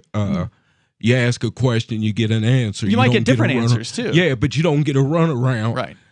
And everybody tells you this is how I feel about it. They're not telling you this is the way it is. Yeah. And the scenery, good God, it's gorgeous, huh? Man, those mountains, they call your name. You should come when the leaves change colors. Yeah, I was just talking about that. I'm like, it's got to be gorgeous in the fall. Now, isn't there going to be another event up at Rogers Campground? Or is that like a hush-hush thing? I don't know. How public are they with that? He was talking about it on, Matt was talking about it on the show. Oh, was he? Okay. Woo Fest. I don't know. Oh, yeah, the Love and Light Fest. The Love and Light Festival. So, yeah, some of the woo-woo types are going to be going up back to Rogers Campground. And, like, what are you guys going to do? Try to summon a UFO or something like that this year? Summon, like, a fifth-dimensional spirit, Oh, that's even better. I can't remember exactly. Is there a website for Woo Fest yet? I don't know. You need to ask Matt when he comes back. You should find out for me.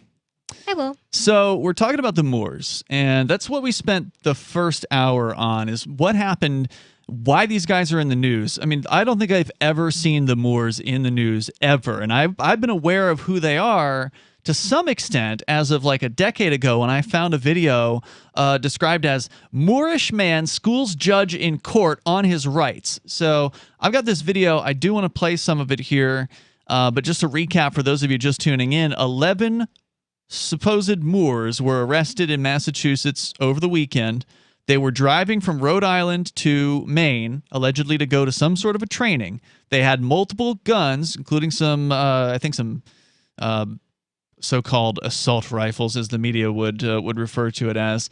And they had multiple guns. They were driving. They were on the side of the road, supposedly refueling, when a Massachusetts state trooper stopped to offer them quote-unquote assistance. Well, then they assisted them into a jail cell where at least 2 of the Moors are refusing to give their names.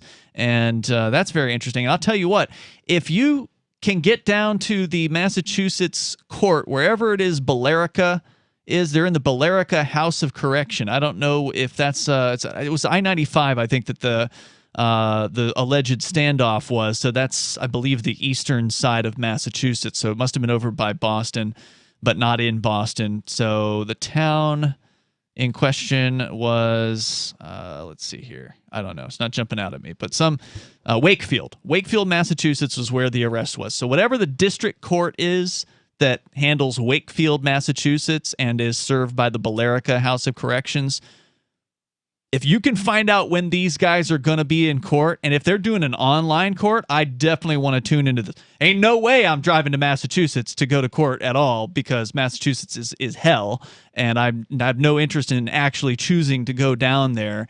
But watching these guys in court is absolutely fascinating. Here's some of the video that I found years ago. Let's see here. This is you got a judge, you got a man in a fez, I think is what you call this kind of a hat, and here it is. Your attribute for the record, please. Shine Matilda Cushman L. on behalf of the Marrakesh Empire Aboriginal Law. All right. I want to ask you a couple of questions, please. The first question I want to ask you is, are you employed? Objection, ma'am. This hearing is supposed to be about jurisdiction. This court has no jurisdiction. The court has no jurisdiction to determine its own jurisdiction for a basic issue in any case before a tribunal. Well, if I have no jurisdiction to determine my own jurisdiction, how are you going to get that issue resolved? Listen, this case in this courtroom is a colorable, incompetent court of jurisdiction. You can't, according to federal case law, you can't set another hearing to reach and determine your own jurisdiction. As I've stated for the record plenty of times, I'm only having threat, duress, and coercion, and because the prosecution falsely holds my property. All right, let's slow it down for just a moment here, because there's a lot of legalese that's being put forth here. And he does mention that he's there under threat, duress, and coercion. Now, when you were in jail, I was always watching like videos that I could find of you online. Mm-hmm. And I saw a video where your lawyer at some point was trying to challenge the jurisdiction, and the judge was just absolutely not having it. Do you remember what I'm talking about? No, because I've never had a lawyer prior to the federal case that I'm in right now. Maybe it wasn't a lawyer, I don't know, but it was somebody on a computer screen, and he was like representing you, and he was saying that he needed the judge to. I'll get back to it if you don't. I'll pull it up and try to find it. Yeah, because normally I take on my own cases. There was, I think, one time when Sam Dodson was sort of. It seemed like he was from like another state, and that's why he was on the computer screen. Oh, okay, I know what you're talking about. Okay, so that was actually the DMV. That wasn't actually a court hearing. What you're referring to is a DMV administrative hearing where Mark Stevens, who's one of these court guys, he's one of these court experts. He is. I know who that is. You know who Mark Stevens is. Okay, yeah, he wrote a great book called Adventures in Legal Land. So if you're somebody who may end up in a courtroom someday and you kind of want to learn how to really stick it to the man, stick it to the judge, Mark Stevens, he's like right along with these Moors. I mean, they don't have the exact same approach, but they're both sort of into the sort of the court esoteric stuff And he wrote Government Indicted. That's his second book, and I have not read that book, but I have read Adventures in Legal Land. It's a fantastic book. In fact, I have to find that book, Government Indicted. I think Calvin. It's Calvin's. Okay, yeah, I do want to read that at some point, because he's Mark's an excellent writer. And anyway, so we're going to continue here more on this. But the Moorish gentleman here in court, he says he's there under threat, duress, and coercion. He's not there voluntarily. He's there because he knows this woman in the robe is going to send men with guns after him. They're going to break into his home. They're going to terrorize his family. That's why he's in the courtroom, and he's challenging jurisdiction. Now, this is something that a lot of the court, esoteric, expert, magic words in court guys will tell you to do. A lot of times it doesn't work. So we'll see how it goes here for this guy. More coming up. You can join us. Free Talk Live.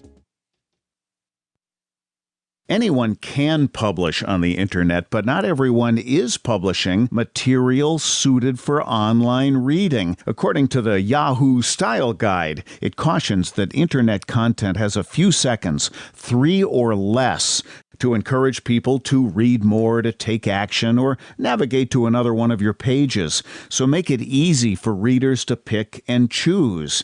Isn't that the way you poke around online? Use short words, short sentences, short paragraphs, bulleted lists, and short pages. Front load what you write, putting the most important information at the beginning of headlines and paragraphs and sentences. Same goes for your keywords, what someone would likely type into the search box on Yahoo or Google. For more tips on communicating better online or in a job interview or everyday life, hit survivalspeech.com. I'm Holland Cook. Free Talk Live. Well, the ones that seek to destroy all nations in order to bring about a global domination of a one-world government, the biggest weapon that they have is rock and roll. And isn't rock and roll dead? You laugh. Rock and roll's been dead for years. It's embarrassed laughter because you know it's true. Okay, He's living in 1970. Wait a second. The origin of rock and roll is in voodoo. The devil created rock and roll, and it's used to rob man of his freedom. And you cannot go into a department store or any store in the U.S., any public space in the U.S., without hearing the African drums of voodoo. And it's used... That is the craziest thing I've ever heard. Free Talk Live, 7 nights a week from 7 to 10 Eastern, live on the Liberty Radio Network at LRN.FM. My name is Jacob Hornberger. I'm president of the Future of Freedom Foundation, which Congressman Ron Paul awarded for having an outstanding freedom website. Write us at fff@fff.org, and we'll send you a free 3-month subscription to our monthly journal of libertarian essays and our booklet, Economic Liberty in the Constitution, which George Mason University economics professor Walter Williams praised in a recent column. That's fff@fff.org. Tired of cancel culture? Sick of mega tech corporations holding an axe over your head? Join the LRN.FM Matrix chat server. It's self-hosted, so no one else can tell us what to do or say. Don't like the existing channels? You can make your own. You can even connect into some of our channels from other Matrix servers. It's federated. For the full LRN.FM Matrix experience, though, you should join our server via the step-by-step instructions at chat.lrn.fm. chat.lrn.fm. Hi, I'm Derek J. I don't want a politician to represent me. To me, government is the idea that one group of people can coerce everyone to comply with an edict or face increasing punishments up to and including death. Despite perhaps the most noble of intentions, the best government services are a far cry from what could be provided for by voluntary interactions. Besides, the people who call themselves the government wage wars and put peaceful people in jail for crimes involving no victims. If Starbucks used some of its money to drop bombs, I wouldn't shop there. So why would I support the American empire? The empire does not require my consent. Derek J's Victimless Crime Spree. Watch it for free and order the Director's Cut DVD at victimlesscrimespree.com. That's victimlesscrimespree.com.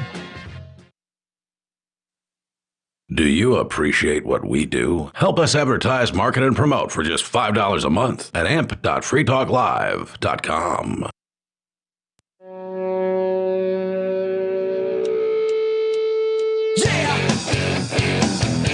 Oh yeah, it's Free Talk Live, the Sunday episode. The number for you, if you want to join us, is 603-283-6160. We got more coming up of one of these Moors in court. And I don't mean one of the 11 that was arrested on Saturday. They have yet to appear in court, but I want to, like tomorrow, once court, quote-unquote, business is back in session, I'm going to try to find out which court these guys are in, because there's been, obviously, in the last year, courts have been given this incentive to go remote, whereas before you used to have to actually show up in court. Now they've got all these remote feeds, they've got Zoom, they've got WebEx, and so there's a chance that these Moors who've been arrested in Massachusetts over the weekend, these guys that really, they believe in sovereignty, they know their rights, they know, a lot of them know how to handle themselves in court. they are going to be in court for their first initial hearing after their arrest. And judging by what this guy did in 2009, which we're going to play more of this audio for you here in a moment, it should be pretty interesting, pretty illuminating, possibly entertaining, and at the very least, it'll be worth, I think, watching to see how they handle themselves in court this week. I just had to go use the bathroom next door because our bathroom was busy, Oh. and our neighbor who owns that book and worked with Mark Stevens, he was saying that because on the last segment we were talking about how the more in this video was bringing up like you have to prove that you have jurisdiction over me type of thing.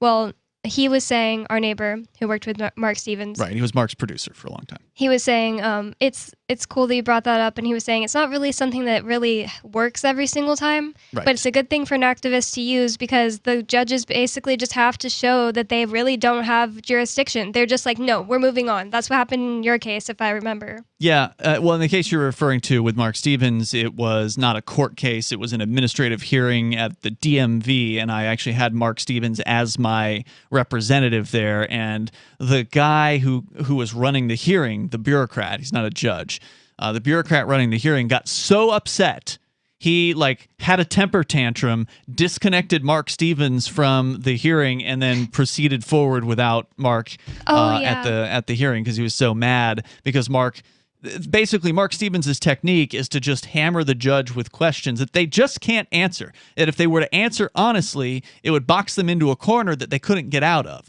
So it either puts them in a position usually things go one of two ways. You either put them in a position so they're so uncomfortable that they drop the case because they don't want anyone else in the courtroom to see what's happening. They don't want to see it. They don't want them to see it go further because they don't want to answer the questions. Or they lash out at you and they throw you in a jail cell for contempt of court. So it's not a guaranteed you're going to be set free kind of a situation, but it is a guarantee that you're going to piss the judge off and you're going to show people the true nature of the violence inherent in the court system in a lot of cases. By the way, with you in the studio tonight, it's Ian, Bonnie, and also Kirby. Kirby, welcome back to the show. Yeah, it's great to have you here. We're going to continue with this video with the Moor in court. Again, this is back in 2009. It's fascinating footage. I just love watching people who aren't afraid of a judge take on these courts. And another great example of this is Dick Marple, former state representative here in New Hampshire, who just yells at a judge in court, which is an amazing thing to watch. And the Moor here at the very beginning puts this judge in her place, and it's amazing to watch this. Or you'll hear it as well when we play it and we continue. But first, we're going to go to your calls and thoughts. First up, Diane is on the line listening to WVMT in Vermont. Diane, you're on Free Talk Live. Hi, I really love history, and ever since 9/11, I've been studying Islamic history.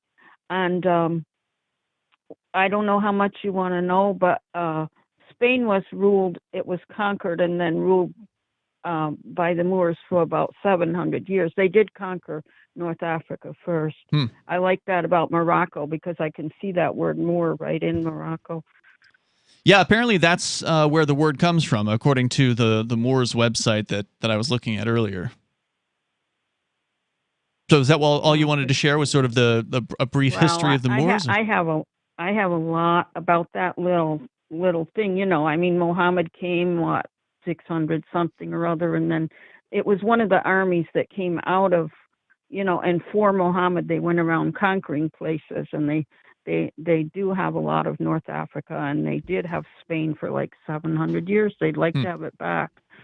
But well, apparently some of the Moors in the United States believed, and it's an interesting theory and one that's I think worth doing a little bit more research on, saying here that the United States was essentially Western Morocco. Makes sense, doesn't it? Really, I mean, when you think about it from the point of view of the Quran, the Hadith, the Surah, if you can stand to read those. I have actually read the Quran. I read it while I was in jail for civil disobedience a decade ago. And interestingly, it makes sense, but the Surah and the Hadith explain it. Yeah, I mean, it's an interesting book. It's sort of a continuation of the Bible, and one of the differences between the oh dear. That's basically what it is. I mean, it's my understanding of it. I mean, it's a horrifying book if you ask me. I don't see the forgiveness and things that Christ had with Muhammad was so completely different, you know. I don't know about that. There was the time when, and I don't remember which battle it was or whatever, but and I'm sure if there's a Muslim listening, he could call in and be more specific about it. For instance, we still had You're Will allowed Coley. to lie to the infidel. You may lie to the infidel. That's okay. Didn't Muhammad come way before Jesus? No, He came in the 600s AD. He came after. Oh. But there was a time where Muhammad and his followers were being attacked, and they the attackers fled, and Muhammad said, "Do not, attack them back. Do not retaliate against them." And so he actually did practice forgiveness. Very inconsistent. He did practice forgiveness in that way. But one of the first things he did was to go up to Jerusalem and behead like 900 Jews in front of his brand new wife.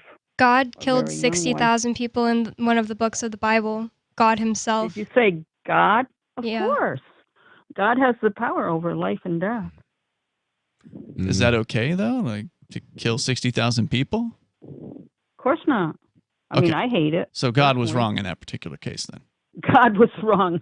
That's really good. You know what Jesus said? What can I say? How could I ever say that God was wrong? I mean, God created everything. So. Well, I've read both books. There's very little difference between the two. Yeah. And so I say in the end, that's, of course, in that's what the they want you to end, believe. But if you want Sharia, you're okay. I mean, what was the way the Christians in this country acted? Was that much different than Christians Sharia? are terrible. They're like people, They had most of the Middle East, and gradually. It's religion, ma'am. And you'd like to live there, but what? But I don't see Islam who would like to as a live religion. there? Who would like to live in the Middle East? Who would like? Oh, I don't know. But you just said you'd like to live there. You weren't referring to someone specific. No, I would not.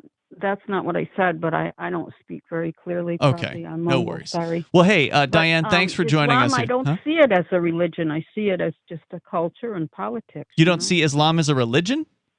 No. Have you ever met someone who practices it?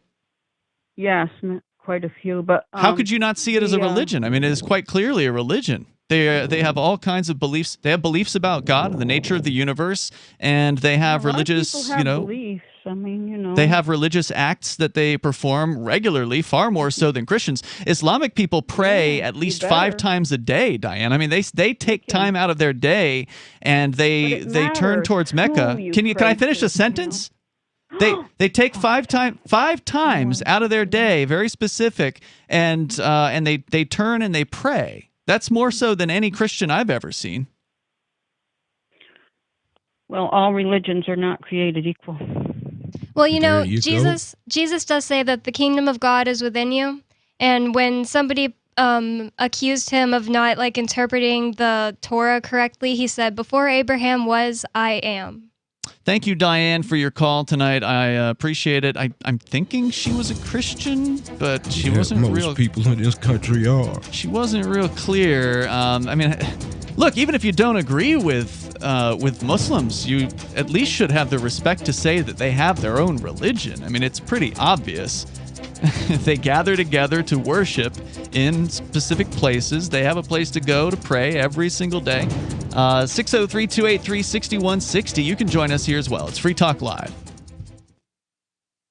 On Free Talk Live, we're bringing people to the ideas of liberty every day. From wrestling superstars like Glenn Jacobs. You guys really are having an impact, I believe. Like I said, a lot of where I am now is due to listening to Free Talk Live. You changed my mind on some very important issues years ago. To random people tuning in on the radio. I was kind of stuck in the left-right paradigm. I heard your show by chance on a Saturday night. From there, I went on, joined the Free State Project, and become an amplifier. So, I mean, that's really the reason why I amp is because I know that if it wasn't for you guys being on as many stations as you are, I never would have found the ideas of liberty. Your amp will directly change more lives by getting Free Talk Live in front of people looking for talk radio online and on the air.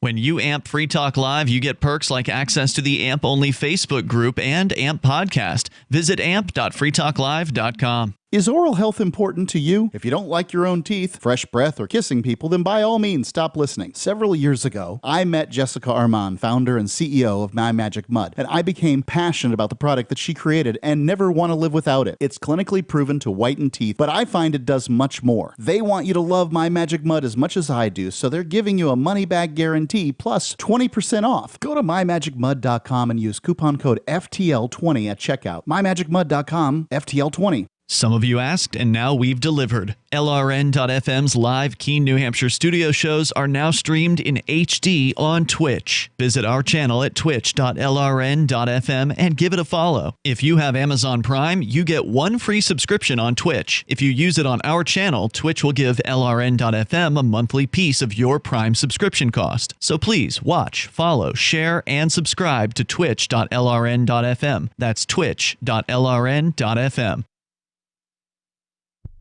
The Free State Project has reached its goal of 20,000 liberty lovers who've pledged to move to New Hampshire and get active to achieve liberty in our lifetime. Perhaps you're trying to figure out what part of New Hampshire should be your destination. If so, consider Keene. You'll find more than 150 reasons to move to Keene at move.freekeene.com. Keene is famous for its historic, publicity-generating activism, as well as being the liberty media capital of the world. It's home to freekeene.com, New Hampshire's destination for liberty activism, news, and opinion. For years, we've been compiling over 150 reasons to move to Keene at move.freekeene.com, where you'll learn about some of what's happening here and what makes Keene a great place to live. If you love liberty, you'll probably enjoy anywhere you end up in the Shire. But do your due diligence first. Please visit move.freekeene.com for the full list of over 150 reasons to move to Keene. That's move.freekeene.com. If you want to know the latest about Free Talk Live before we go on the air, all you need to decide is how you want it delivered. It's your choice. Visit news.freetalklive.com to receive our usually weekly news updates by email. Plus, we have a Twitter account at twitter.freetalklive.com, and you can follow us on the decentralized Mastodon platform at toot.freetalklive.com. So please follow us at toot.freetalklive.com and sign up for our emails at news.freetalklive.com. There are basically two types of advertising, direct response and branding. Radio's great for direct response with its low cost to listener ratio, but audio can't be beat for branding, which is a longer-term endeavor. You want to be the first thing that someone thinks of when they think about your product or service. If you have a local business that you want kept top of mind in your community, call the station. If you need national reach, Free Talk Live's got around 200 radio stations, millions of monthly listening sessions, can suit all budgets, and if we don't think we're right for you, we'll tell you. Email me, mark@freetalklive.com. Our Matrix server is about as free as internet chat can be. Join the existing rooms or create your own at chat.freetalklive.com. This is Free Talk Live, the live Sunday edition of the program. The number, if you want to join us here, it's 603-283-6160. That's 603-283-6160. We do have some folks on the line here. We're going to get to your calls and thoughts. Also, I want to get back into the video, which you're going to hear, obviously, just the audio from, and that's really the only important part, is the Moorish man in court back in 2009. Now, the Moors, 11 of them apparently were arrested this weekend in Massachusetts, some with multiple guns as they were transporting to Maine from Rhode Island. So they weren't trying to stay in Massachusetts. They were on the side of the road, and if you're going to gas up anywhere in the country, if you have your own gas, because apparently they had their own gasoline, which is interesting, self-sufficient folks, they unfortunately pulled over on the side of the highway, and that's how the cops found them. So had they taken the time to like drive off the highway, go onto a side road, and just gas up on some, nowhereville road, then there's almost no chance they would have been spotted by the police. Or had they just gone into any old gas station and just filled up like normal, folks would have done, I don't think that would have raised any suspicions. As long as they weren't toting rifles around the parking lot of the gas station, I think they probably would have been okay. But because they were on the side of the road, well, the government gang believes that's their road. And if you're parked on the side of it, they're going to stop. And they're going to ask you questions. They're going to start looking for trouble. Yeah, well, they're going to act like, oh, do you need some assistance? I see are you broken down here? Can we assist you? Well, like you said, why not do it in a normal way? They go out of their way to draw attention to themselves. Do you think they did this on purpose? I'm sure they had enough gas to make it to the next rest stop. Yeah, why they didn't have enough gas? Apart. I mean, it's driving from Rhode Island to Maine. You don't have to stop between, in Massachusetts. That's not that long of a distance, right? Yeah. New England isn't a big place. And so they should have had gas before they left Rhode Island. But I don't know. I can't imagine they really wanted this conflict because they didn't actually have a real standoff. There wasn't any kind of shooting. There wasn't any kind of serious danger as far as the cops weren't shot at. There's no dead cops here. There's no actual violence besides the police doing violence on the moors, besides the police kidnapping these men, putting them in cages, and charging them with completely victimless crimes, including basically having a gun, having ammunition, and wearing body armor in the state of Massachusetts. Well, a lot of people want to have a shootout and be a trigger puller till it actually happens. Pull the trigger. That's a good point. Let's go to your calls and thoughts here. It's Ian, Bonnie, and Kirby in the studio tonight. But first up, we're going to Gordon. He's listening to WVMT up in Burlington, Vermont. Go ahead, Gordon. Hey, how are you doing there? Hey, what's on your mind tonight? I used to live in Keene, actually. It's a great place. Hey, cool. Best job I ever had in the world. But I live in Vermont now. But I also used to live in Massachusetts, so I know the routine down there. And I can tell you a couple things. First of all, that town, Billerica.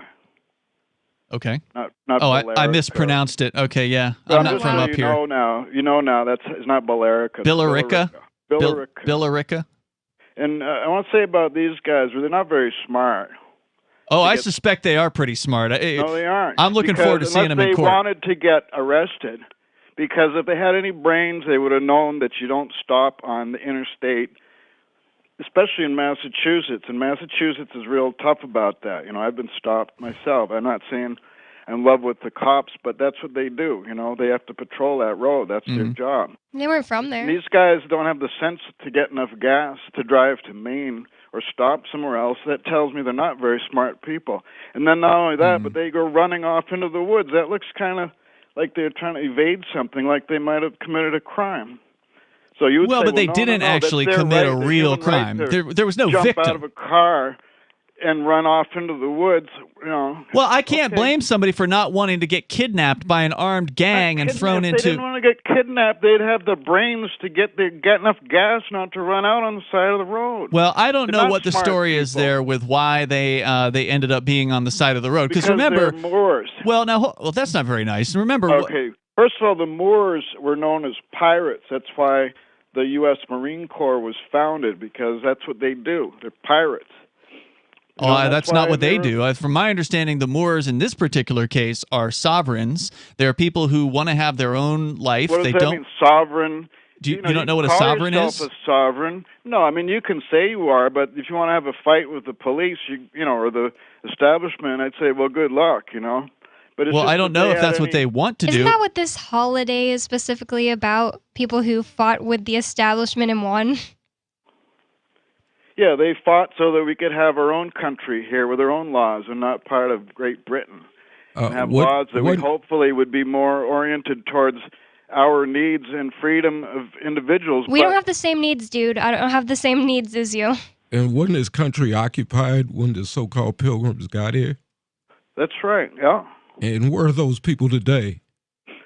What, the pilgrims? No, the people who were here when the pilgrims got here. I'm not saying there's nothing and dirty as far about as our this history. goes, but the fact how did those black guys get here? How did those black guys get here, bro? Sorry, I put them on hold there for a moment. How did they get here? I'm a black guy, as you can see, and I understand them wanting their own. Well, sure, America's taking a dump on everybody these days, black, white, red, brown, and yellow. So for you or anyone else to say that they shouldn't want to be sovereign or they don't have that right, you're wrong, bruh. Look, listen, I'm just saying. I'm not going to tell you that they were very bright for stopping on the side of the road. That was a mistake. That was a 25-watt bulb mistake. It was a box full of rocks mistake. That's the kind of thing that if you're some kind of a militia and you make mistakes like that, you're not going to last very long. So that tells me they're not very smart. Okay, but what's that got to do with what I ask you. What? Wasn't this country occupied when those pilgrims who turned into colonists, who turned into traders, who turned into patriots, wasn't this country occupied? And is it not? It wasn't a where country. are those people? It wasn't a country. Okay, right. Was this land occupied? Some of it was. Some of it was. So, That's but right. Okay. And I'm not excusing what but was you done to the genocided natives the either. rest. I'm saying though that right now these people think that they're going to start a militia. Why not? There's plenty of militias in this country. What? Why not? There's plenty of militias in this country. Yeah, Go to but they Idaho. act stupid though, and they act Okay, like but they're here's a the thing, lawless Gordon. gang. You're jumping to the conclusion No, that hold I'm on. not. Yes, you are, because No, that's you're what the one- mainstream. You already have your conclusions. You've already know what you know, and you think you have absolute. Well, no, I perfect, don't know. complete All I freedom know is what's and being no reported. I'm going to put you on hold here. All I know is what's being reported. And what's being reported is what the police are saying. The police are saying they were refueling. I don't know if that's actually true. Maybe they had a breakdown. I mean, that's certainly a possibility. If you drive somewhere, you know there's a chance something's going to break. And it's always when you don't want it to, almost always. And in this case, it could have been on the highway, and the police might just be claiming that they were refueling. But either way, whether they were, they weren't. If it was a mistake, it was a bad one.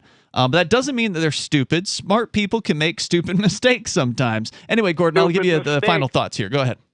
I'm just saying, these people look like they're a threat, and that's why The state police are the threat, man.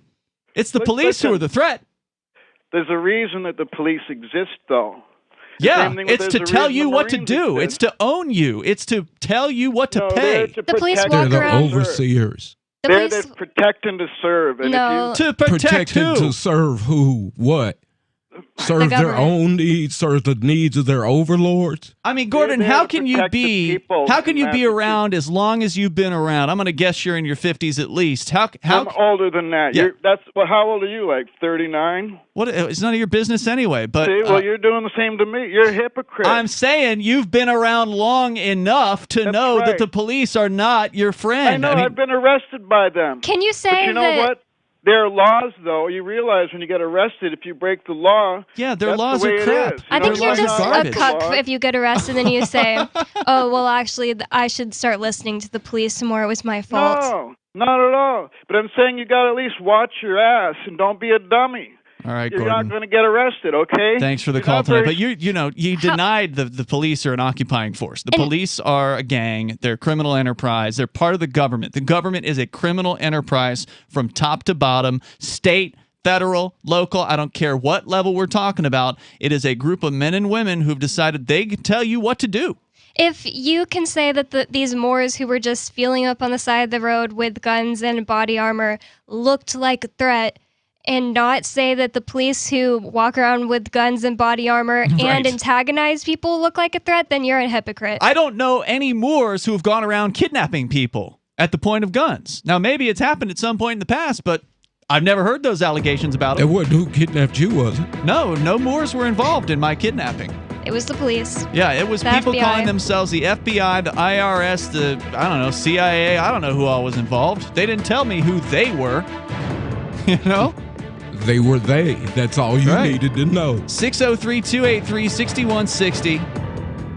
You know, I wish the police were actually protecting good, peaceful people, but they are doing the opposite. They are the threat. There's more coming up. Do you feel like your nation, state, or community no longer holds your values?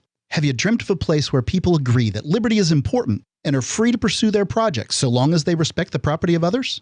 There are many people just like you that are discovering freeprivatecities.com. Their social media links are at the upper right of the page at freeprivatecities.com. All skill levels will be needed when the first of the Free Private Cities opens. It's sooner than you think. Stop arguing and build. freeprivatecities.com. The LRN.FM social media channels have been revamped. We've eliminated Facebook and focused on other platforms like Twitter and Mastodon, the decentralized alternative to Twitter. On our accounts, you'll find posts from multiple LRN.FM show hosts together in one place. Follow us on Twitter at twitter.lrn.fm, or better yet, move to the decentralized Mastodon social media platform at toot.lrn.fm, toot.lrn.fm. I think you'll like it.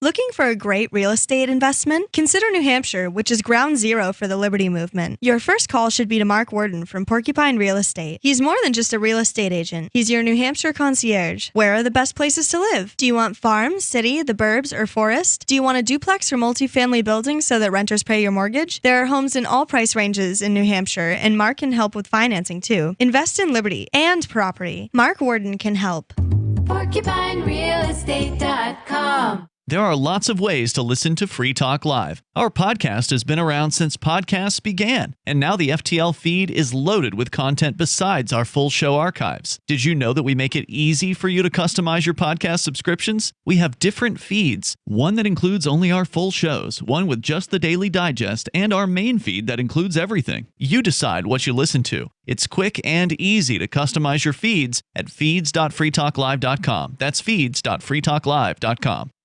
You're listening to the live edition of Free Talk Live. Hour number 3 is next after the news here on the Liberty Radio Network at LRN.FM.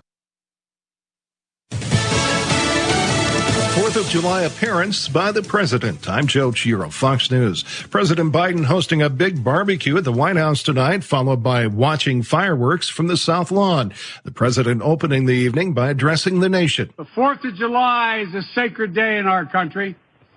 A day of history, of hope, remembrance and resolve, of promise and possibilities. President Biden also touted progress made recovering from the pandemic. The Biden administration had hoped to mark the Independence Day holiday with 70% of American adults at least partially vaccinated, but it fell short of that goal. White House COVID-19 response coordinator Jeff Zients says more people need to get the shot. But we need to continue to vaccinate everyone, particularly young people, because what we know is if you are vaccinated, you're protected.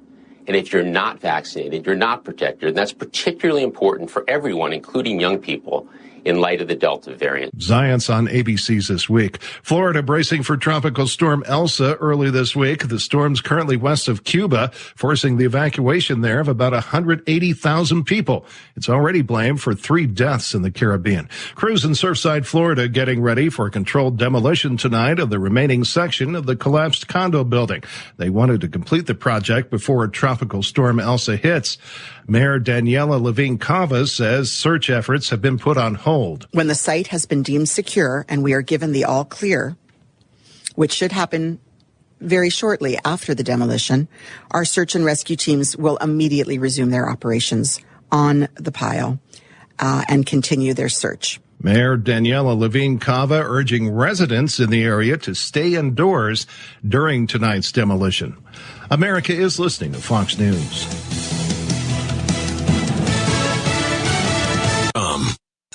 School's out for summer! But if your business is running QuickBooks, you'll never get a break. NetSuite by Oracle is the #1 cloud financial system. No matter how big your business grows, with visibility and control of your financials, inventory, HR, e-commerce, and more, NetSuite is everything you need to grow, all in one place. NetSuite is offering a one-of-a-kind financing program to those ready to graduate. Head to netsuite.com/Fox right now. netsuite.com/Fox. The Supreme Court last week ruled in favor of Republican-passed election reform laws in Arizona, stating that they do not violate the 1965 Voting Rights Act. Court packing remains a big topic in the current political climate. Arizona Attorney General Mark Brnovich was on Fox's Sunday Morning Futures to weigh in. An independent judiciary is the bulwark of liberty in our country. It represents the rule of law. And every time the Democrats don't like a case, what they try to do is essentially change the rules in the middle of the game. And we know that this case was tethered in the Constitution, and we know that packing the court or changing the court is a boneheaded idea. And don't take my word for it. Boneheaded was the term that Joe Biden used on the Senate floor in the 1980s when he was talking about court packing. Many Democrats want to expand the Supreme Court to reestablish political balance. The Suez Canal Authority has reached an agreement to settle a financial dispute with the Japanese owners of a hulking container ship that blocked the crucial waterway for nearly a week earlier this year. The seized vessel will be freed after the agreement is signed on Wednesday. One of America's former first couples celebrating a major milestone. On July 7th, 1946, a young midshipman home from the U.S. Naval Academy and his sweetheart said their I do's back home in Georgia. This Wednesday will be the 75th anniversary for Jimmy and Rosalind Carter. No other first couple has ever hit that mark before. The nation's 39th president says theirs is a full partnership. This is Michael Dean from the Freedom Fiends. I've run websites since 1996 and have used over a dozen web hosts in that time. AgristHosting.com is the only one that hasn't broken my heart. Agrist Hosting's uptime and service is stellar, and their DDoS mitigation is the best I've seen. That's important because if you tell the truth in this world, you'll ruffle feathers. And some people will try dirty tricks to silence your voice. No matter what the haters hit us with, Agrist Hosting keeps our websites online. If you have a mission-critical commercial presence or a world-changing activism site, you cannot tolerate any skullduggery. So go with agristhosting.com. Have a WordPress or blog site, but you're not satisfied with performance or uptime? Or just want raw hosting? Want to pay with Bitcoin? Agrist Hosting specializes in high-performance hosting with personalized service. Go to agristhosting.com and click on the button that says Get Hosted. That's agristhosting.com. The Onion looks back at This Week in History. On July 21st, 2007, Harry Potter and the Deathly Hallows, the final installment in the widely popular Harry Potter series, was released, as excited fans all over the world eagerly flipped to the book's final pages to find out if Harry and Lord Voldemort finally Author J.K. Rowling had already succeeded in creating one of the most popular literary franchises of all time.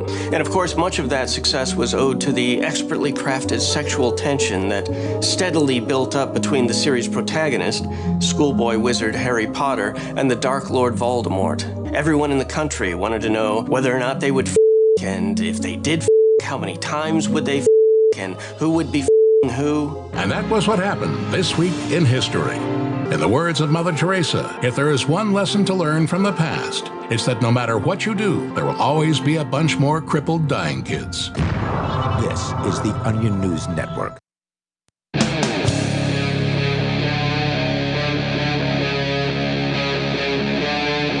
Free Talk Live.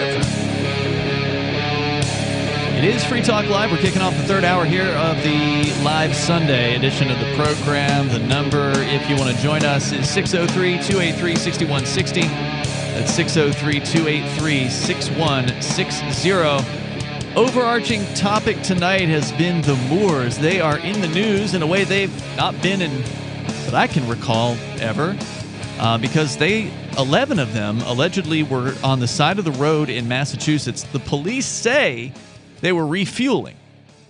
Now, whether that's true or not, we don't know. If it is true, then it was a critical mistake to stop on the side of the road. If it was just a breakdown, then you got to do what you got to do in a situation like that. Unfortunately, the police were able to observe that these men allegedly were wearing fatigues. At some point, somebody found a gun. Now, I don't know, we still don't know how this all unfolded, but allegedly these men ran into the woods, or most of them did. The police brought out a SWAT team and managed to round them all up successfully. No shots were fired. No one was injured in this particular case.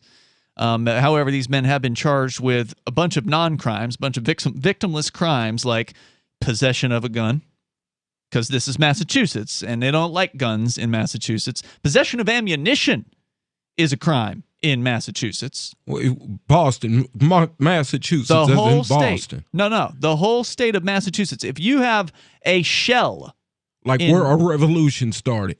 Yeah, that's the place. Yeah, I'm done. Yeah, By the way, with you in the studio tonight, it's Ian. Bonnie. And joining us. Kirby, all the way from Indianapolis, longtime listener of the program, up here for Fork Fest, just coming back from the campground. You came down here to Keene to visit us today. It's great to have you here. So thanks for being here. But yeah, and I don't know if it's a felony, but it is a criminal charge if you have like one bullet in Massachusetts. Now, I don't know if they can charge you with having a shell, but it's pretty bad down there. You will get criminal charges for this stuff, and that's why they hit the Moors with possession of body armor while in commission of a crime, which is its own separate charge. Not that they were robbing a bank or doing any actual criminal activity, just the crime, quote-unquote, of having a gun qualified them for the upgraded body armor charge as well. So these guys are facing some serious charges down there in Billerica, I think I was corrected on earlier. I think so. And so we got to remember to check the court on that and find out when these guys are going to be in, because these guys know what they're doing in court, at least if this video from 2009 that we're going to continue with here with a Moor in court, fascinating stuff. These guys are folks who have studied the court system. They've studied their rights. These are sovereign individuals. The media is mislabeling them unfairly, calling them sovereign citizens. They themselves on their website, which, by the way, I've got pulled up here. I'll give that to you so you can check them out on your own time. riseofthemoors.org. That's specifically the group that was arrested in Massachusetts. So there probably are other Moor groups or Moorish groups out there. This is the specific group of folks that were arrested this weekend. But we're going to go back to your calls and thoughts. First, Major Payne is on the line in Michigan. You're on Free Talk Live. Go ahead. Hey, good evening, folks. Hey, what's on your mind? Your little rant there, you reminded me of a funny. You know why they call a shot a shot? Yeah, I think because you could trade a shotgun shell for it back in, I don't know. Well, it was a cartridge, yeah. Cartridge. There were so many troops abandoning during the gold rush in California and Deadwood and such. Yeah, that was it. Yeah, trading munition for a drink, pretty much. That's where a shot came from. That's probably, given the price of ammunition today, it probably still holds true. Yes, sir. Yeah, it's still the gold standards has maintained, and I've always said that lead was a precious metal. That's a good one. But that's neither here nor there. I was calling about the Moors. Yes, sir. Originally, they ruled the Ivory Coast, all the way from the Horn of Africa to Morocco and beyond. They were inbred with the Egyptians. Because traditionally they're as blacks go, they're different looks, just like they're different looks among whites, and they were traditionally thin-lipped and thin-nosed. And one of your callers was right. That is why we created the Marine Corps, was to have something to deal with the piracy of the shipping lanes. Mm-hmm. But they were in charge of the African ivory trade and the slave trade. They would buy the slaves from the inland tribes. Chieftains, they'd go raid neighboring villages or sell their own daughters or whatever, Are people doing that today? Yep. Yeah, they're still doing it today. Slave trade still alive and well in Africa, places like Mauritania. Mm-hmm. Yeah, and but the white man, I've been here since my bloodline carries on these shores before the revolution, but I'm evil somehow. Well, I don't know if anybody's saying that. Well, you know what I'm saying as far as the political hype they're trying to push now. Oh, like what? Domestic terror, quote unquote, that stuff? Well, just the whole thing. They're trying to turn one race against the other, and it goes back to the quotes of King's Immortal. You can always hire one half of the poor to kill the other. Yeah, somebody online said that the Moors are black nationalists, and they may very well be.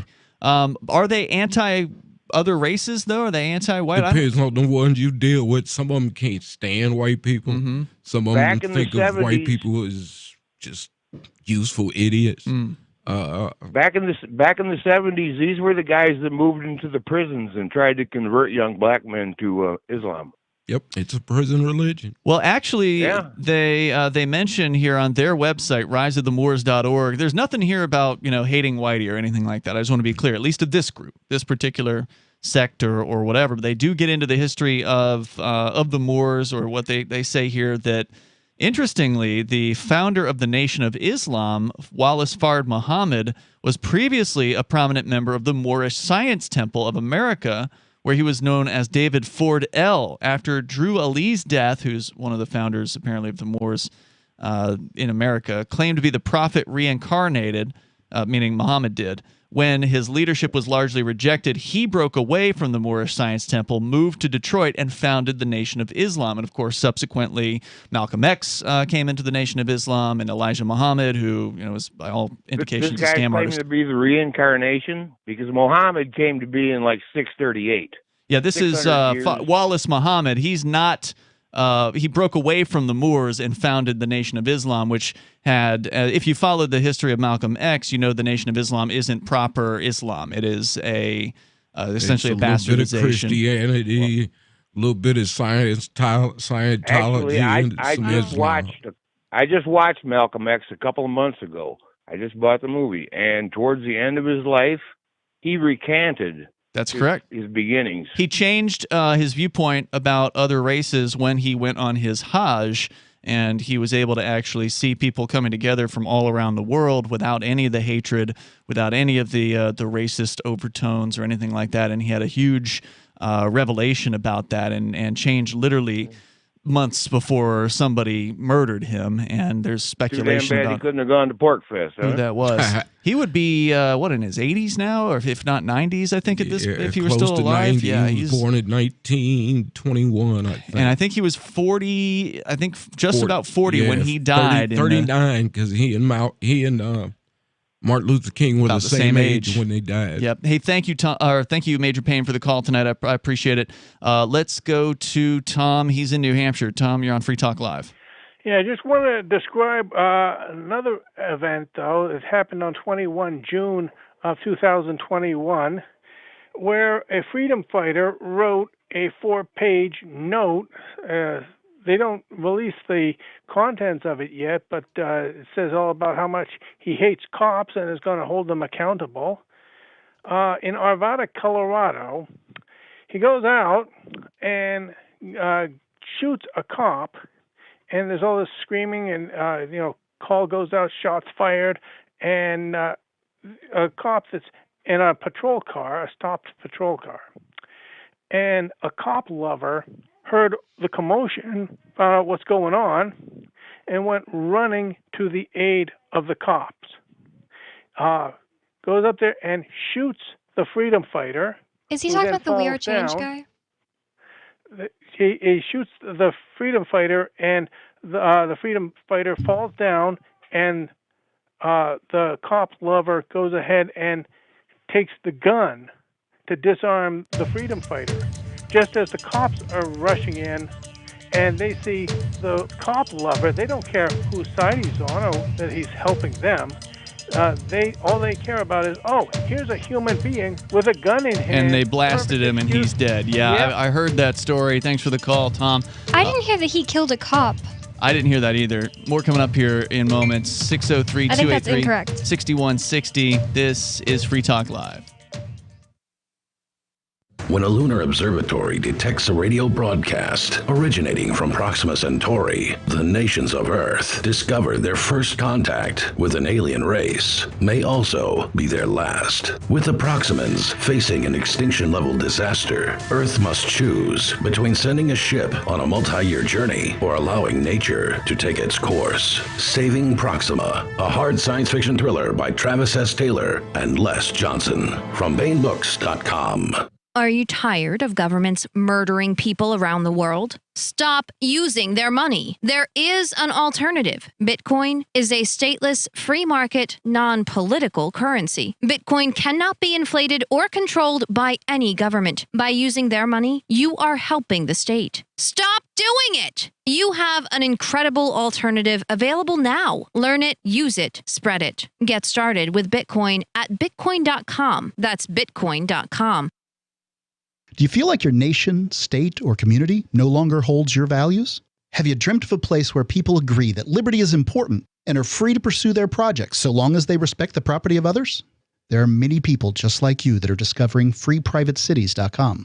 Their social media links are at the upper right of the page at freeprivatecities.com. All skill levels will be needed when the first of the Free Private Cities opens. It's sooner than you think. Stop arguing and build. freeprivatecities.com. What if you want to hear the latest episode of Free Talk Live, but all you have is your phone, you forgot to download our archive, and you have no data connection? you can call our Listen line at 641-793-0191. That's a long-distance number, so you may incur charges. If not, listen as long as you want. 641-793-0191. The Free Talk Live Listen line, 641-793-0191. We have some good news. The indictments against Ross Ulbricht in the District of Maryland were dismissed with prejudice, meaning they can never be refiled. This is especially good because those indictments contain the only charge ever made that Ross engaged in murder for hire. This was a serious allegation that Ross Ulbricht denies. It was never prosecuted or ruled on by a jury, but was trumpeted by the federal government and the media as if it were proven fact. The Maryland court held these indictments for almost 5 years, poisoning Ross's case and leaving him under a cloud of unproven allegations. As explained in Ross's appeal to the Supreme Court, the fact that the judge used these allegations to give Ross a draconian sentence of double life without parole violated his Sixth Amendment right to a jury trial. Judges are required to issue sentences based on convictions decided by a jury, not unproven allegations never even charged at trial. Although this is a positive development, the dropped indictment will not set Ross free. Now, a presidential pardon is Ross's only hope of freedom. Sign the petition at freeross.org. freeross.org. Tired of cancel culture? Sick of mega tech corporations holding an axe over your head? Join the LRN.FM Matrix chat server. It's self-hosted, so no one else can tell us what to do or say. Don't like the existing channels? You can make your own. You can even connect into some of our channels from other Matrix servers. It's federated. For the full LRN.FM Matrix experience, though, you should join our server via the step-by-step instructions at chat.lrn.fm. chat.lrn.fm.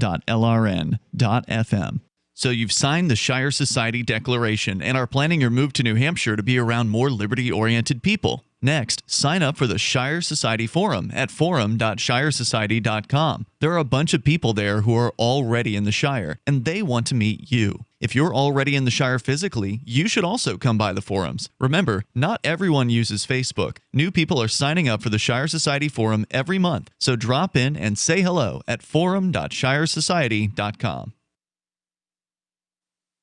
You can stick it to the man and big tech. Join our FTL social mastodon at social.freetalklive.com.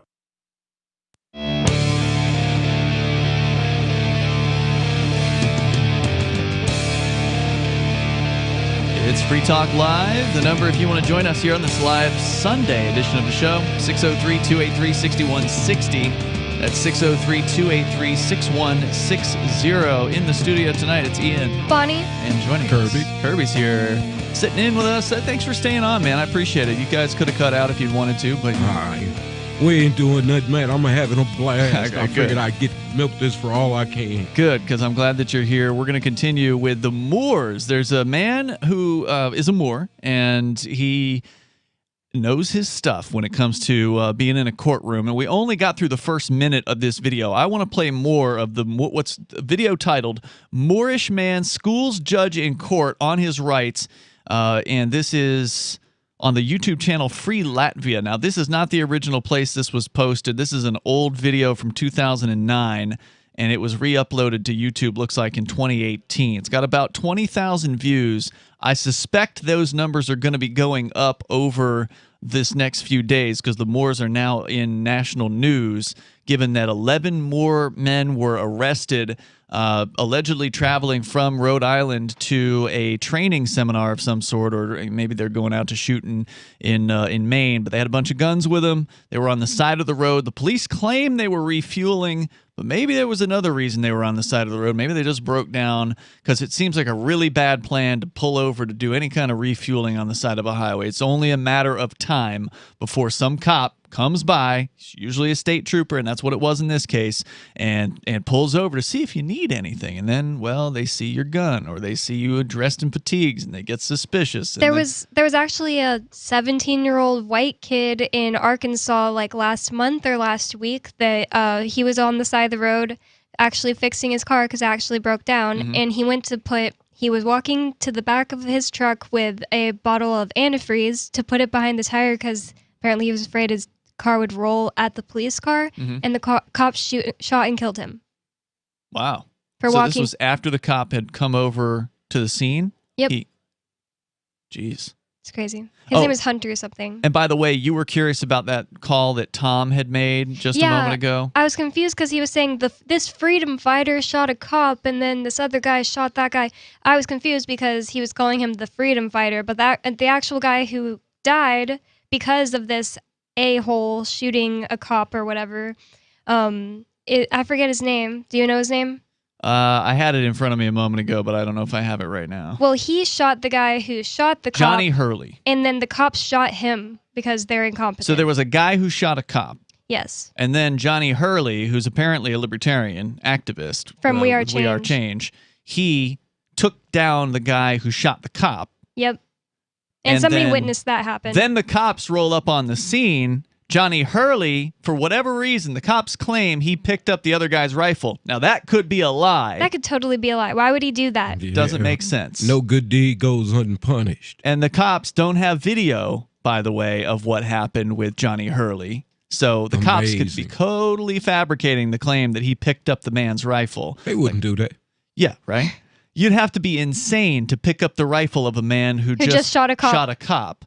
To be brandishing a gun in front of the police. So I suspect you're right about that, Bonnie. You were the one who suspects that was a made-up story. Yeah. But Tom was telling the truth as far as it was a man who killed a cop that started off that whole chain of events. And then the cops show up and they blast David Hurley or Johnny Hurley and shoot him to death. So that's what happened there, although I don't think it's necessarily heroic to just walk up and ice a cop for no reason whatsoever. I don't think that violence is the solution or heroic to the problem of violence. I understand it, using it in a defensive situation, but no one could claim that what the initial man did was a defensive situation. I don't think, legitimately. But let's get back into this video here of the Moore in court. Now, this guy, he's in, I don't know if this is an arraignment or what it is. The Moore claims this is a hearing to determine jurisdiction, or at least that's what he wants it to be.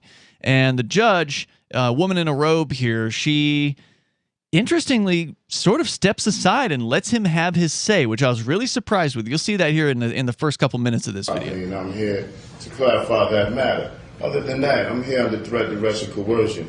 It is completely against federal case law. It has power to act, and the court must have the authority to decide that question in the first instance. That's Rescue Army versus Municipal Court of Los Angeles.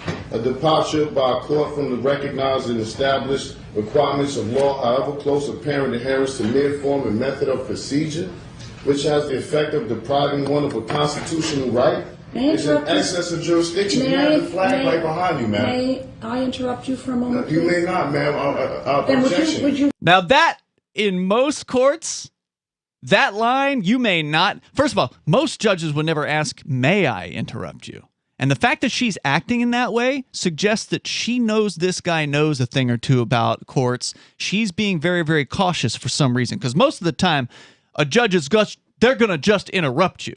And if you keep trying to talk, you'll get charged with contempt of court. So the fact that the judge is playing it so nicey nice like this is very, very strange. And then he just shuts her down. It's like, no, you can't ask me a question. When you're done speaking, would you let me know so that I can ask a question? I'm not obligated to answer any questions, so I have no intentions of answering any question. Well, I'll ask it anyway, and then I'll ask it anyway, and you can decide what you want to say. Thus, where a judicial tribunal has no jurisdiction of the subject matter on which it assumes to act, its proceedings are absolutely void in the fullest sense of the term, Dillon versus Dillon.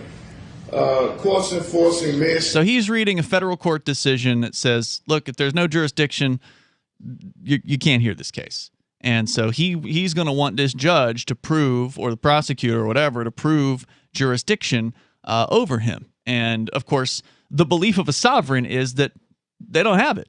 You know, that in order to have jurisdiction, he would have had to have consented or committed some sort of an actual crime. Now, it's not clear what he's been charged with, at least at this point in the video. The video description doesn't have any information about the case or who this is. But this is a real courtroom, real guy with a hat on in court, which is another indicator you got somebody who knows how to stand on his rights here. Let's go on here. Statutes, as it is to my understanding, that this is a statute, not a constitutional violation of law. In fact, one of the hearings I had with you, you said people are not charged with constitutional violation. Now, this is getting into some legal land, detail, right? So this is the esoteric kind of stuff, right? What's the difference between law and statute? Most people wouldn't be able to tell you what the difference is. And somebody in his position would say statutes are just the rules of the corporation, that the statutes are the rules of the corporation of the state of Massachusetts or whatever state we're talking about. Because, man, these are all corporations. It's all corporate law. And he's saying, hey, I'm not part of your corporation. In fact, she actually gets into asking him, when he finally stops on this particular statement that he's making, she will ask him the question here in a little bit that she wants to ask. And then they get into a little bit of the whole, are you working for a corporation? It's interesting stuff. And that's why I say I want to see what these guys who just got arrested this weekend, I want to see how they handle themselves in court. Because if they're anything like this, it's going to be an interesting appearance and very educational for the people that are watching. So we're going to continue here with more of this Moorish man in court. This is old footage from 2009, and you can find this online. Just look for Moor in Court, or Free Latvia is the channel here on YouTube. And we will continue. If you want to comment on the Moors, maybe you've been involved with them, you know a thing or two about them, you want to jump into this conversation, you're welcome to join us here. 603-283-6160, and you can share your thoughts on whatever's on your mind on Free Talk Live. Carl Watner, longtime proponent of a voluntary society, died last December. You may have seen his articles published on his website, voluntarist.com, in his newsletter, The Voluntarist, the Mises Institute, or elsewhere over the last 40 years. His newest book, I Must Speak Out, Volume 2, The Best of the Voluntarist, is now available via Liberty Under Attack Publications. This 430-page second volume spans the years of 2000 through 2020 and includes articles by Carl Watner, Hans Hermann Hoppe, Carl Hess, Benjamin Tucker, George H. Smith, Lysander Spooner, Pete Eyre, Joyce Brand, and many others. I Must Speak Out is for the newly initiated, the veteran voluntarist, or anywhere in between. Buy the book now at libertyunderattack.com/voluntarist. For more great content on building a voluntary society and for Carl's extensive archives, check out voluntarist.com. On March 16th this year, government task forces violently raided the New Hampshire Bitcoin Embassy, the Mighty Moose Mart, the homes of Aria DiMezzo, Andy and Renee Spinella, Colleen Fordham, a grandmother, and perhaps most relevant, the studios of Free Talk Live. The Crypto Six were arrested. 4 were released on bail conditions, but Ian Freeman was held hostage for 69 days. Rich Paul, also known as Nobody, remains captive. We've consulted attorneys who say no crime even appears to have been committed. But that didn't stop the Joint Thug Task Force from ripping out wires from our broadcast stacks, taking Free Talk Live off the air, resulting in a violation of our and your First Amendment rights. You can visit thecrypto6.com to help, but as importantly, contact other media and tell them about this outrage.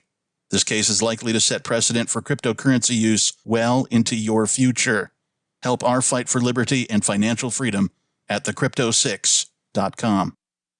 The new 4th edition of Healing Our World, The Compassion of Libertarianism, will take your understanding of liberty to a deeper level and has over 1,300 updated references, new cartoons, and a foreword by Dr. Ron Paul. With discounts for multiple book purchases, the 4th edition of Healing Our World is a great gift for the liberals, pragmatists, environmentalists, and Christians in your life who think libertarianism is cold-hearted. Get yours today at healing.freetalklive.com and use promo code FTL for a $5 discount. Some of you asked, and now we've delivered. LRN.FM's live Keene, New Hampshire studio shows are now streamed in HD on Twitch. Visit our channel at twitch.lrn.fm and give it a follow. If you have Amazon Prime, you get 1 free subscription on Twitch. If you use it on our channel, Twitch will give LRN.FM a monthly piece of your Prime subscription cost. So please watch, follow, share, and subscribe to twitch.lrn.fm. That's twitch.lrn.fm.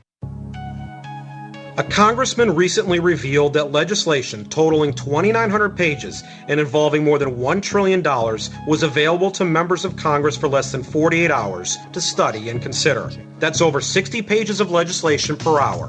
Do You think anyone read the entire bill? I'm Jim Babka with DownsizeDC.org. Consider a proposal buried in a 3,200-page, $388 billion bill, which would have empowered committee chairmen or their agents to examine Americans' tax returns. When this horrible provision came to light, no one claimed to know how it got into the bill. One congressman questioned said, "I didn't write it, I didn't approve it, I wasn't even consulted." If your attorney represented you this way, he might be disbarred. But this is how Congress represents you every day. That's why DownsizeDC.org has created the Read the Bills Act. You can force Congress to read their bills before they pass them at DownsizeDC.org. Don't miss a moment of Free Talk Live. Get our archives daily via our podcast at feeds.freetalklive.com.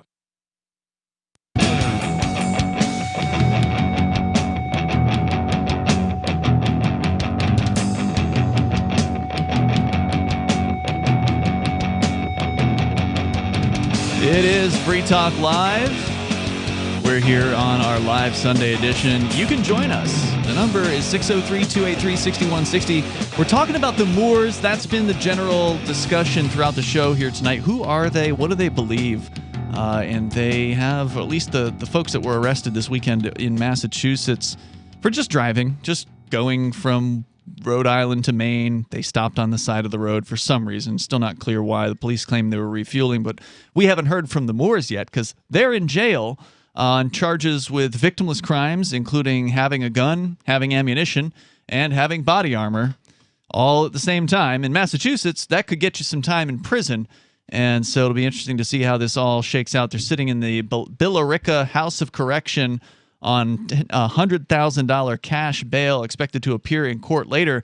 So what's it like when a Moor appears in court? Well, these are sovereigns. These are people who believe in freedom for themselves from the state. They don't consent. They don't agree to the system, and they are not afraid to stand up in court and say so. By the way, with you here tonight, it's Ian. Bonnie. Kirby joining us here, a special guest co-host all the way from Indianapolis up here for Fork Fest. Let's continue with more of this man in court. He's standing up in front of a judge. He's got a lot to say, and she actually surprisingly kind of sits back and lets him do it. She says, may I interrupt you? She says, a judge.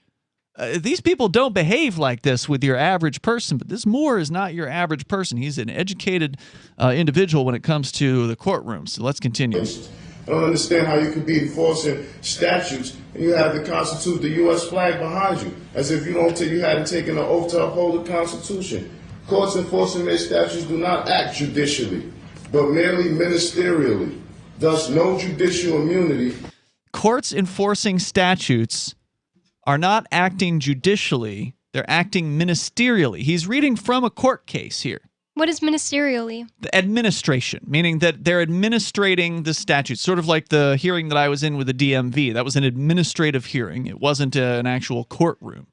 And that's what he's saying here. He's saying this isn't really like the law. He's saying these are administrative statutes for the corporation, basically, of the state of fill in the blanks. We're still not sure in which state this court claims to be. And unlike courts of law, do not obtain jurisdiction by service of process, nor even arrest and compelled appearance. Boswell versus Otis. I've been here 3 or 4 times on the threat, arrest, and coercion. Prosecution doesn't even have folders in front of him. He has no objections. He has nothing to say. He cannot prove jurisdiction. This court should have been dismissed this case. This is a colorable court of incompetent jurisdiction. The fact that petitioner was released on a promise to appear before a magistrate for an arraignment, that fact is circumstance to be considered in determining whether the first instance there was a probable cause for the arrest. Monroe versus Popper. There is no discretion to ignore the lack of jurisdiction. Court must prove on the record all jurisdiction facts related to the jurisdiction asserted. A universal principle, as old as the law, is that proceedings of a court without jurisdiction are a nullity and it's just. So he said the court here that he says the court's got to prove it. The court has to prove the jurisdiction if it's challenged. And I think it was you, Kirby, that pointed out earlier. A lot of times they just do whatever they want and they don't care.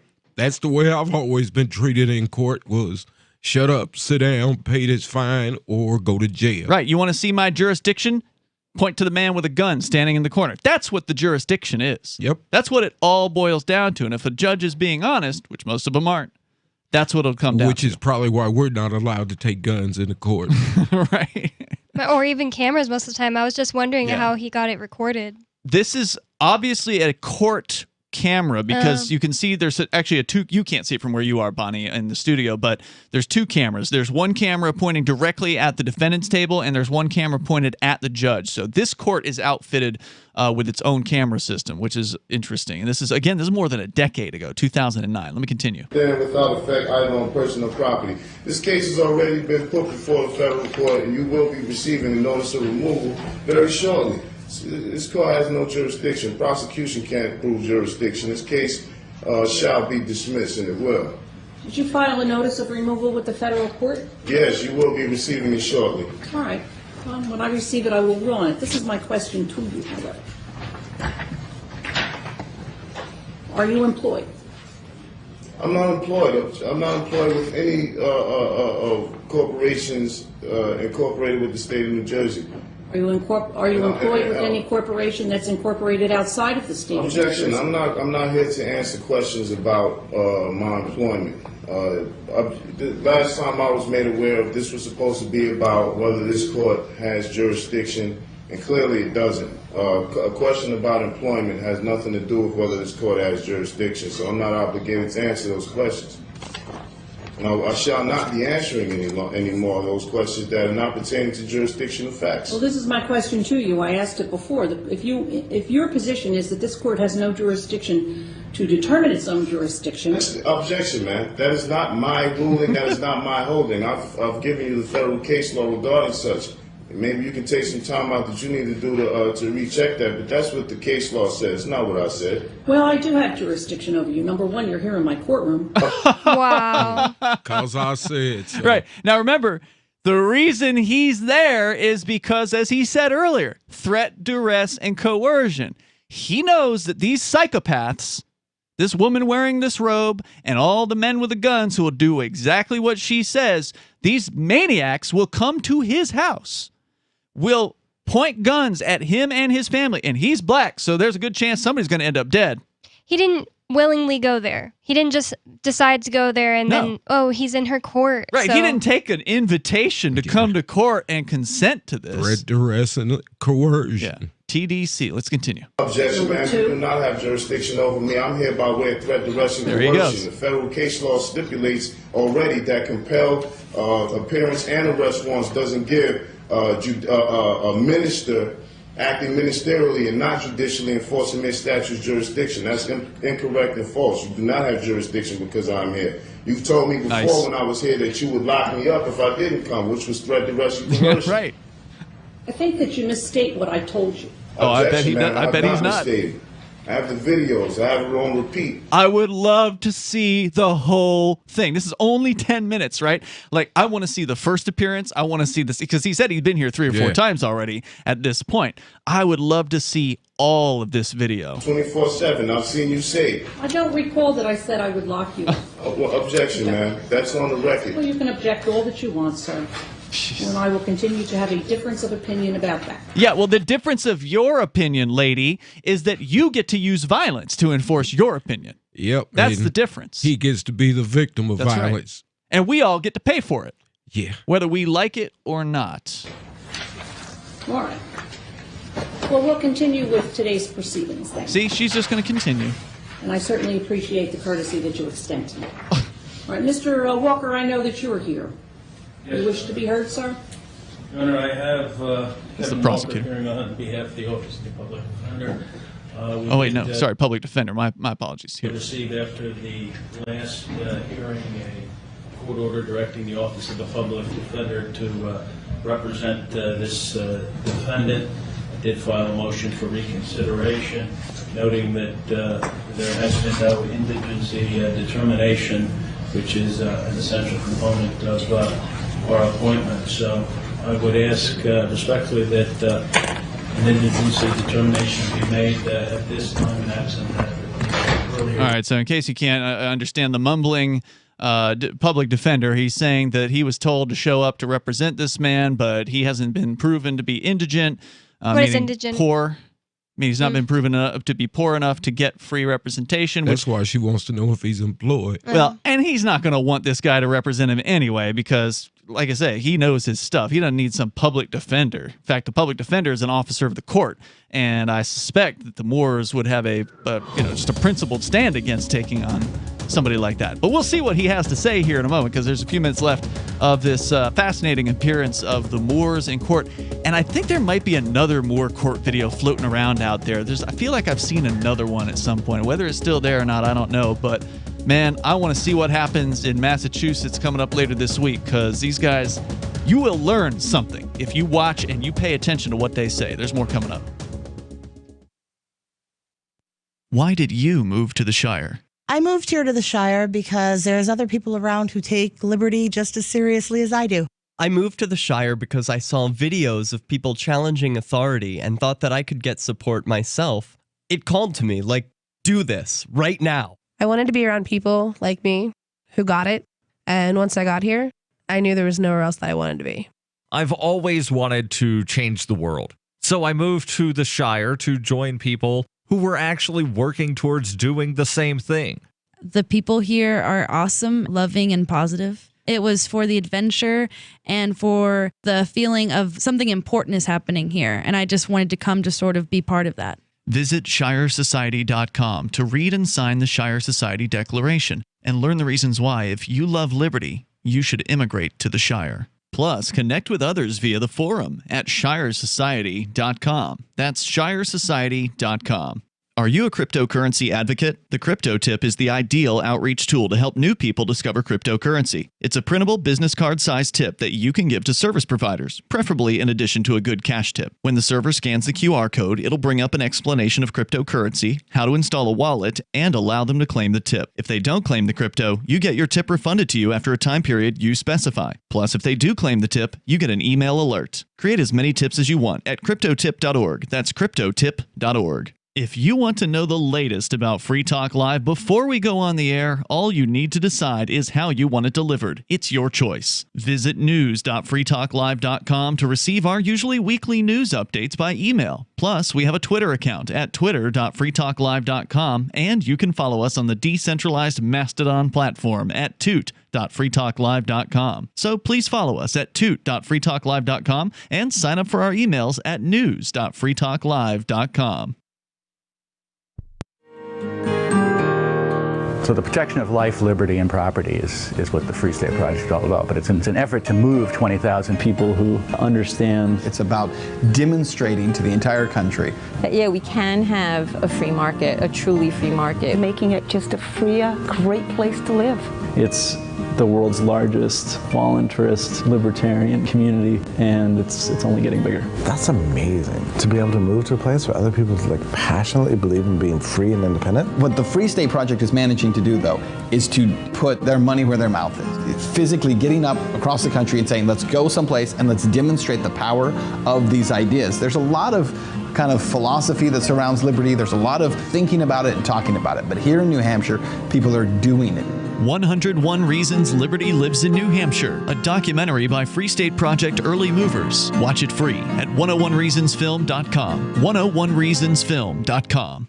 The LRN.FM's social media channels have been revamped. We've eliminated Facebook and focused on other platforms like Twitter and Mastodon, the decentralized alternative to Twitter. On our accounts, you'll find posts from multiple LRN.FM show hosts together in one place. Follow us on Twitter at twitter.lrn.fm, or better yet, move to the decentralized Mastodon social media platform at toot.lrn.fm, toot.lrn.fm. I think you'll like it. Breaking weather news. Belize is sunny and around 82 degrees every day this week.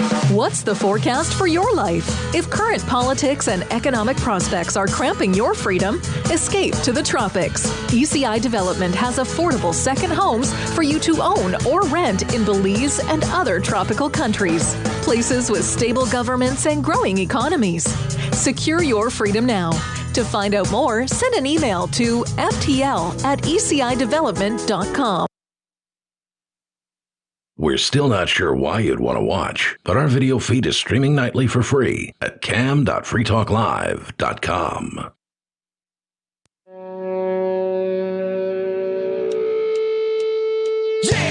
Well, yeah, it's Free Talk Live. Moments remain. Maybe enough time for you to get on the line right now. The number is 603-283-6160. But I do want to play more of this video here because I think it's important information.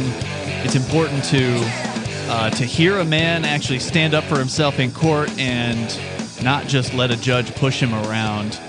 I find that to be really inspirational. I really appreciate that kind of thing. And let's go on here more. It's Ian and Bonnie here, also Kirby joining us.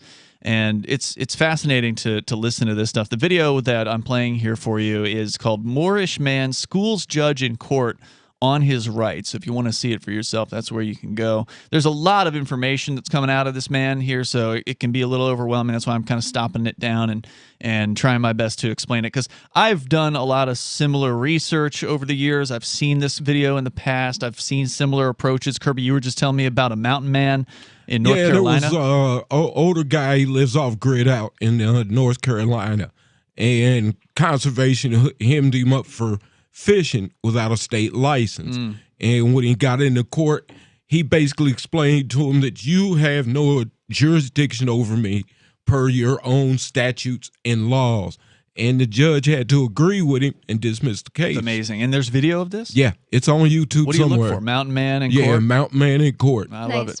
I love this kind of stuff. And, the judges don't want the audience in a lot of cases to see this, and that's why they will dismiss a case, I think, like that. Yeah, they have to hide the truth from us, because if we knew what we could do, we'd be far more dangerous than we are now. Yeah, ignorance is definitely a huge problem with people, and that's why I wanted people to hear this so they can hear, whether this is all the truth or not. It's very interesting stuff. And whether it'll work for you or not in court, well, as you can see, this judge in this case, she's just charging right ahead. She let him say what he wanted, and then she's like, well, I have jurisdiction because I said so, because you're here, was what she said. Your voice. Let's go on. All right, thank you. Do you wish to be heard on the issue, Mr. Luciano? I don't, Judge. All right. I have inquired of Cheyenne Mutada Kushamirel concerning his employment. He tells me he is not employed in the state of New Jersey by any corporation, and therefore I determine that he does not have the present ability to pay for counsel to proceed in this matter. Objection, ma'am. I don't know this gentleman. I haven't made any contracts with the Public Defender's Office. I don't know what that was an attempt to do, but he does not have the authority to speak for me. As I predicted, he would not want the public defender on his side, and he's saying, no, I don't know consent. This man. That's a good way to lose. Yeah. So I would appreciate it if any non-identified parties determining to act on my behalf first fill out an IRS Form 56 and notify the IRS that they're acting in some sort of fiduciary capacity. All right. Let's talk about the issue of, Mr. Walker, I want to talk about the issue of jurisdiction. Okay, one of the issues that has been raised in this case and has been raised over and over again that really needs to be determined before we can proceed with it is with regard to jurisdiction. I have received, it was filed with the court, it was received in my chambers on January 7th. I'm not exactly sure if it was filed downstairs on a different day, something that has been entitled a non-negotiable affidavit of fact to dismiss with prejudice for lack of personam jurisdiction, lack of discovery, and lack of an injured party. It purports to raise the issue before the court of lack of jurisdiction with regard to Cheyenne Mutada Kushimir L. Despite what Cheyenne Mutada Kushimir L says, this is not an application to the court to dismiss anything with anything. There are certain ways, as you are aware, Mr. Walker, to bring issues before the court. Okay, so it sounds to me like she's saying, I have received your objection or your notice or whatever he titled it, and I'm just going to ignore it because you didn't file it in the right way. It's not the right format. You didn't, use the 3-hole punch like we say you're supposed to, or whatever stupid legal crap. Anyway, going on. What we need to do is have the issue brought before the court properly by way of a notice of motion. I don't even know if Mr. Luciano got a copy of this. A notice of motion. You know that any motion filed has to be served on the prosecutor. What is that? I have no idea. I know what a notice is. I know what a motion is. Yeah, I've never heard of a notice of motion. I've never heard them together. How much time does your office need in order to do that? And did you receive a copy of this? Judge, I have not received a copy of that, and before I address that issue, I would respectfully request that you inquire into this defendant's assets to see whether he has a present ability to retain private counsel. This is the public defender once again speaking. But I thought he already said he didn't want He that made guy it clear. to represent him. What the heck? Yep, he's going on. These people are psychos. By a corporation, so. Objection. This is obscene. Sir, I do this is a not- conversation that I'm having with Mr. Walker, not with you. He And cannot the way you speak didn't for want me, me ma'am. to interrupt you, I would like you not to interrupt me or Mr. Walker. Objection. This man cannot speak for me, man. I haven't filled out any public defender's applications nor contracts to agree to that. You cannot force me against my consent to have someone who I have no formal contract or agreement with to speak on my behalf. I'm a natural flesh and blood man. I don't have to have. Yes, ma'am. I do not have to have. What a strange question. Man. Did you hear her? She says, "You are." Wait, As what if did he to say say? you can't be real. He says, "I'm a natural flesh and Oh, blood man." That's because we're And I straw people to them. Yeah, I speak You for are? myself. What a weirdo. Yeah, What a yeah. psycho. Very strange. She just told on herself. Yeah, well, Yep. this is an indicator that we're dealing with a cult here. That whether the whole sovereign, what do they call it, straw man thing is true or not, all capital letters, all that stuff. That's where you start getting really deep into the rabbit hole of court esotericism. But let's go on here. An attorney at law, a colorable attorney at law, de facto attorney at law, propose or purport to speak for me in any regards to these matters at hand. Let's see. Now, there was a fade there in the video, so there may have been something cut out. Let's go on. And the judge is reviewing paperwork. March 23rd, sufficient time, Mr. Walker? I think so, Judge. All right. Oh my God. Then this matter shall be and hereby is continued until Monday, March 23rd at 9 o'clock. Objection, man. The notice of removal is already in. You will be receiving it today. So. If I receive it before March 23rd at 9 a.m., I am aware of my obligations when a matter has been removed to federal court. If for some reason the federal court does not accept it, or it's not properly filed, or there's something else, that's the next stage for this proceeding. Objection, Thank you ma'am. very I will much. not be participating in any more of these proceedings. Do what you want. Sorry, I can do that. This is the only notice that I will give you of the proceeding on March 23rd. Do what you want, she says now. Well, is that permission? Are you giving me permission? That was like left-handed permission. I dare you. Yeah, I suspect she will not respect any sort of do what you want on his behalf. But let's go on with the remaining 30 seconds. At 9 o'clock in the morning. We don't send out letters reminding people. We'll simply expect that you will be here. Thank you very much. Be contacted by my office and we'll arrange an interview in the We expect you'll be here, Do you have and if his you address? It's on here. address I have is The P.O. box is right here. Objection. If you attempt to contact me and negotiate any contracts with me, you will be getting sued in federal court too as well, sir. He says that to the public defender. That's awesome. Thank you very much. I love this guy. I wish I knew who he was. I mean, they mention his name in there, so if I go back and I listen, it's like something El Shabazz or what is it? It's one of those long. Yeah, it's probably in the description. No, it's not. That's It's the not? problem. That's the problem. It just says mirrored for educational purposes. It did and- say his name in the. Yeah, his name is in there. If you go back and you listen to it, it's one of those long, like Muslim Nation of Islam. He's not Nation of Islam, but actually Nation of Islam came out of the Moors. So there's a lot of interesting background here. And like I said, I want to learn more about him. I've been fascinated by him for years. But let's go to David in New Mexico real fast. David, any thoughts? Yeah, there's a whole bunch in there that nobody's picked up on. There's like a half a dozen different points, and obviously we're not going to get to them all. So let me just pick one fast. Well, yeah, okay. So theory of appeals. I won a unanimous decision at the New Mexico Court of Appeals, reversing a lower court judge like this woman you were playing. And the reason that I won that appeal is because I did what this gentleman was doing, but I did it in a more effective manner. And that is that I read into the record in the lower court hearing my legal theories, whether or not the court wanted to hear them, so that because you cannot appeal those points unless they're on the record. But is there video of your appearance? No, there's no video. That's what you got to but fix. You got to get a video no. for next time so people can watch and learn. Let's go to James in Arizona. You're on Free Talk Live.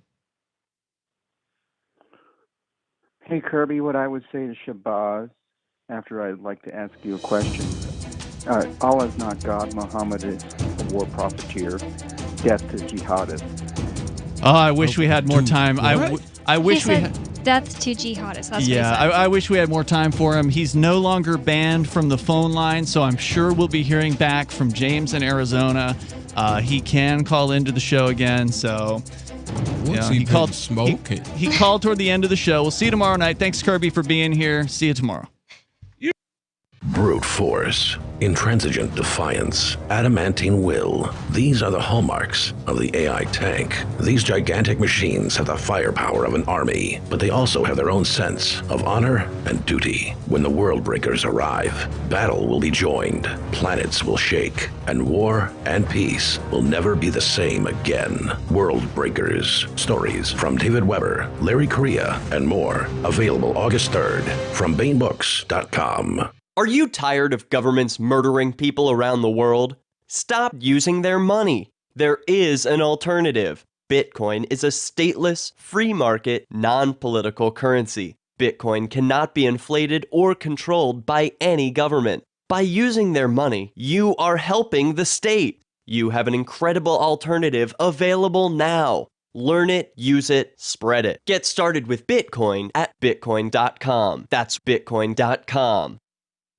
After a devastating war, the alien visitors were driven back, and their willing human collaborators were left behind to face the music.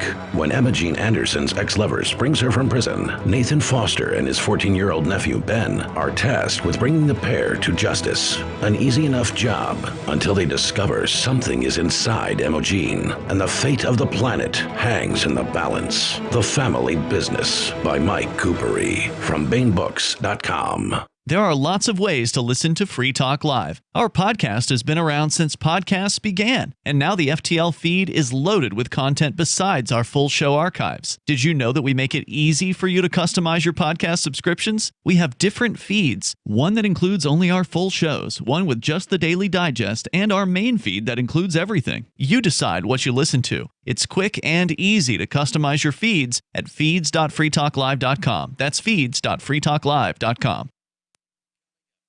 This is the Liberty Radio Network, broadcasting the latest liberty-oriented audio content 24 hours a day at LRN.FM. This year, the 4th of July is a day of special celebration. I'm Joe Chiro, Fox News. The words of President Biden tonight when he spoke on the South Lawn during a White House barbecue and evening of